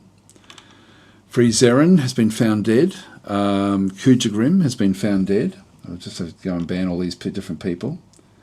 We're probably going to have too many, ultimately. So, now where's Kujagrim? Let's find Kujagrim in the list. 30-minute ban. There we are. Who else have we got? We've got Frizerin. Is Frizerin in? No, Frizerin's not in. Oh, Dino Dance has been found dead as well. So that wasn't even one of the fighters. That one's now gone as well. Actually, I don't think I'll bother. I won't. I'll just yeah, because everyone's going to be dying here. This is ultimately going to be the end of the fortress. Let's just get rid of all this stuff and just watch the goblins take over. They've actually now broken through. Here they are down in here now as well. Let's just go and see if there's anything else at the top of the fortress that has actually been able to sort of stay alive. No, that one's still there. So they have actually broken through and are just making their way through the fortress. They're going to kill everyone. We're down to 19, so we've lost a lot of them already. There's Sev, the manager, heavily bleeding. I won't bother. Everyone's going to die now. They've caught Sev. Here comes the group. Who do we follow? Who do we follow? They're going to be now. The dog is coming here through. There's more kids. We're down to 17. So Sev and Dwarven Child has been found dead as well. It's a brutal game, a brutal game. Now they're moving down through the fortress, looking for victims. There they go. They're following them into the kitchens. An ambush. Curse them. We've got another one coming as well. Bjorf is gone. Johnnyopoulos is now gone as well. Where's the ambush? Another little group. So we've got an ambush on top of the siege. So this is another group that's actually now arrived in to have a crack at us. Well, I think I'm going to have to ramp the difficulty down a little bit next time. This has been a bit too much. A little bit too much. So... yeah, because we played on well beyond hard mode. Like, this was really crazy. So an ambush, curse them. Yep, that's okay. Just means more. There's even more. Now got 42 invaders. So let's just go back down and watch them as they've now killed off the group that was in there. This going to be the best? Yeah, we've got them hiding in behind these workshops. There's not very many down this way. We're doing so well too. Still got all the animals and things as well. They'll head on out this way. There's actually Zaradin, the expedition leader, is actually out this way. Got different doors. We've got a swords dwarf who has just happened to be here, but he's a monster slayer. He won't help us. These are all going to be slaughtered as well, I would think. But let's just go back up into the into this zone here and just watch what they do. There we go. Killed them. Killed this one. Okay, the trade depot was destroyed. They're still moving through the fortress. They've killed them all down through here. Trade depot destroyed. Yep, that's okay. So that's gone. We're down to 10 dwarves. So we've now lost Art of Stuttering. Vinyl Rabbit is now gone. Serion. Klingzog has now been gone with all the different kills that are happening. The dog is still alive. I'll just go and kill them off. Alright, so they've sort of cleaned out this zone. That means that they should be now heading down out into the farmland, I think. Yeah, we've still got a few. We've got a kid out through here. That one's still technically part of the fortress, but won't be able to do much. Let's have a look up, just see if there's anyone else that's actually sort of active in this zone. They're all just congregating in here. There's even more of them still coming in. We've still got... what are they doing in here? I don't know what these guys are up to. They're still fighting the zombies.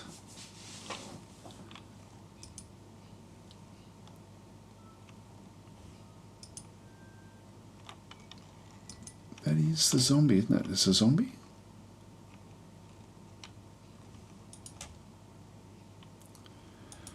Anyway, let's. I'm not sure where the necromancer is, but let's have a look over here. This will be where the next little bit will come, I think. Orangutangs assume the position of expedition leader. There we go. So Zaradin, Red Shirt, they've all been killed, down to 6. Here they all are. There's a dwarf dismal zombie there.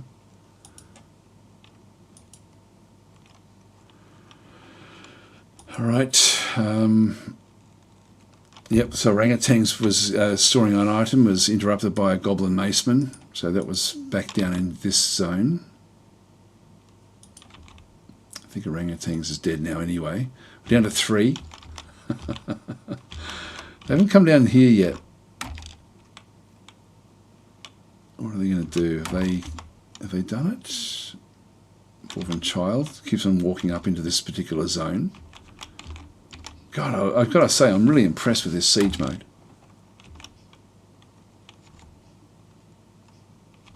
Here they come. Now they're going to make their way out into this zone. Killed that one. Down to, still got 2. There is the, our guy is probably still fighting. Is he still there? No, he's not there at this stage. Yep, there he is. The Swords Dwarf is heavily bleeding, seriously injured. We've got one kid hiding in here. This is the last one. The Dwarven child will be the last remaining member of the fortress. He spotted them.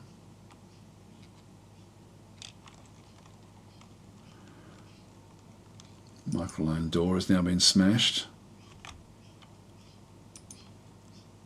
I'll find him eventually. You cannot hide. There we go. Conquered. Your strength has been broken. Save the world and return to the title menu. So that is the end of our fortress. So our first siege ended in absolute defeat. That was pretty cool, I got to say. That was good fun. I did enjoy that immensely. Anyway, so that's the end of the fort. We can save the world and return to the title menu. Save to this timeline, yes. And wow, what an awesome finish. That was I got to say, I'm really impressed with that. That was really good. Yeah, Shenarian saying it was fun indeed. Yep, it was. That was great.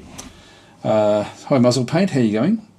So Sigmund saying same thing happened to Blind yesterday. He played on hard setting and got sieged twice in the same season. Had to start a new fort. Yeah, well, I played on much harder than hard. In that one, hard is I played on double hard. Like I halved the hard settings to make it even more difficult. So it was crazy difficult. But it's I think hard is going to be good. I wanted to actually have it so I could find out what would happen in sieges. I think hard mode will be interesting to play. So yeah, that will be good. And I think that one thing we haven't tested is to see if they can break open the hatches from below. I don't know if that's a thing now. That may be the way to save a fort. So that might be the way to actually deal with these sorts of things. Vegan saying I don't like weremonkeys anymore. There we go. If you had been a goblin, that would have been it would have been easy mode. Yes. Muzzle paint. So, do you ever play Project Zomboid? Not for a long period of time. Fort is dead. Long live the fort. Well, what we can do is we can start a new game in an active world, as an example, where we actually go back to the one that we were just playing, which was the 304. Actually, that's Legends. Yeah, that's still the same one. Not sure why it's called Legends, this one. But this one, actually, that's still. If I go back to that one there, to see what these actually bring up. This might be this should still be the save. It should be an empty save, or is this one beforehand? Yeah, we start again. So if we go into Fortress as an example, not that I'll play this, but we could start. So we're starting off sort of now, starting again in 304.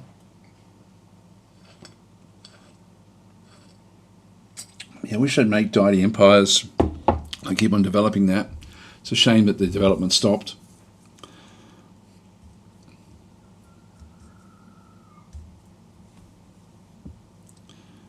It was a good game.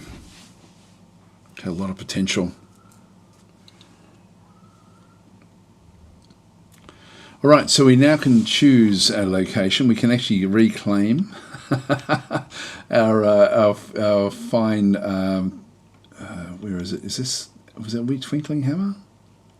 I'm playing in a different area, aren't I? Is that the same map? No, it's a different map. Sorry, I've gone to the wrong one. Turn to title menu. I'll just see what it looks like if we go back. So start a new one. Yeah, Land of Man. This one down through here. Actually, this is still not it. This is before the siege.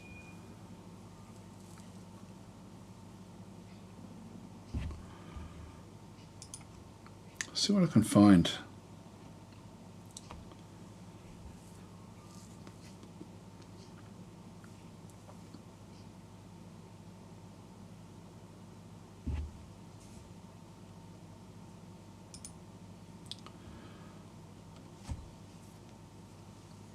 Where are we? Is this the right map? Yeah, this is the right one. That's us there. That's a ruin there. This is it's not telling us what that actually is. We've got yeah, so we actually can't go back to that one. Interesting. I thought, oh, hang on. Yes, we Razor Wealth. No, this is actually this was actually, so this is inhabited. So it would just be reclaiming. So that's not the right one to do. I'll just go back out to the title menu again. Thanks for the gifted sub there, Began. That's very much appreciated. If we just go back across to continue active game. No, these are all old now. I'm not sure what happened. It's like that game sort of was destroyed. But anyway, guys, I do have to leave it here. So thanks for watching. And I'm not sure if I'll be able to get back again today, but if I can, I will, and either play some Age of Wonders or Elemental. So one of the two. And I'll catch you guys later. But that was good fun. So we'll start a new fort next week and change it to just hard mode rather than that super hard mode. That was a bit too much for what we had. So we need to build up slowly. That was really cool though. Really enjoyed that one. Anyway, I'll catch you guys next time. Thanks for watching.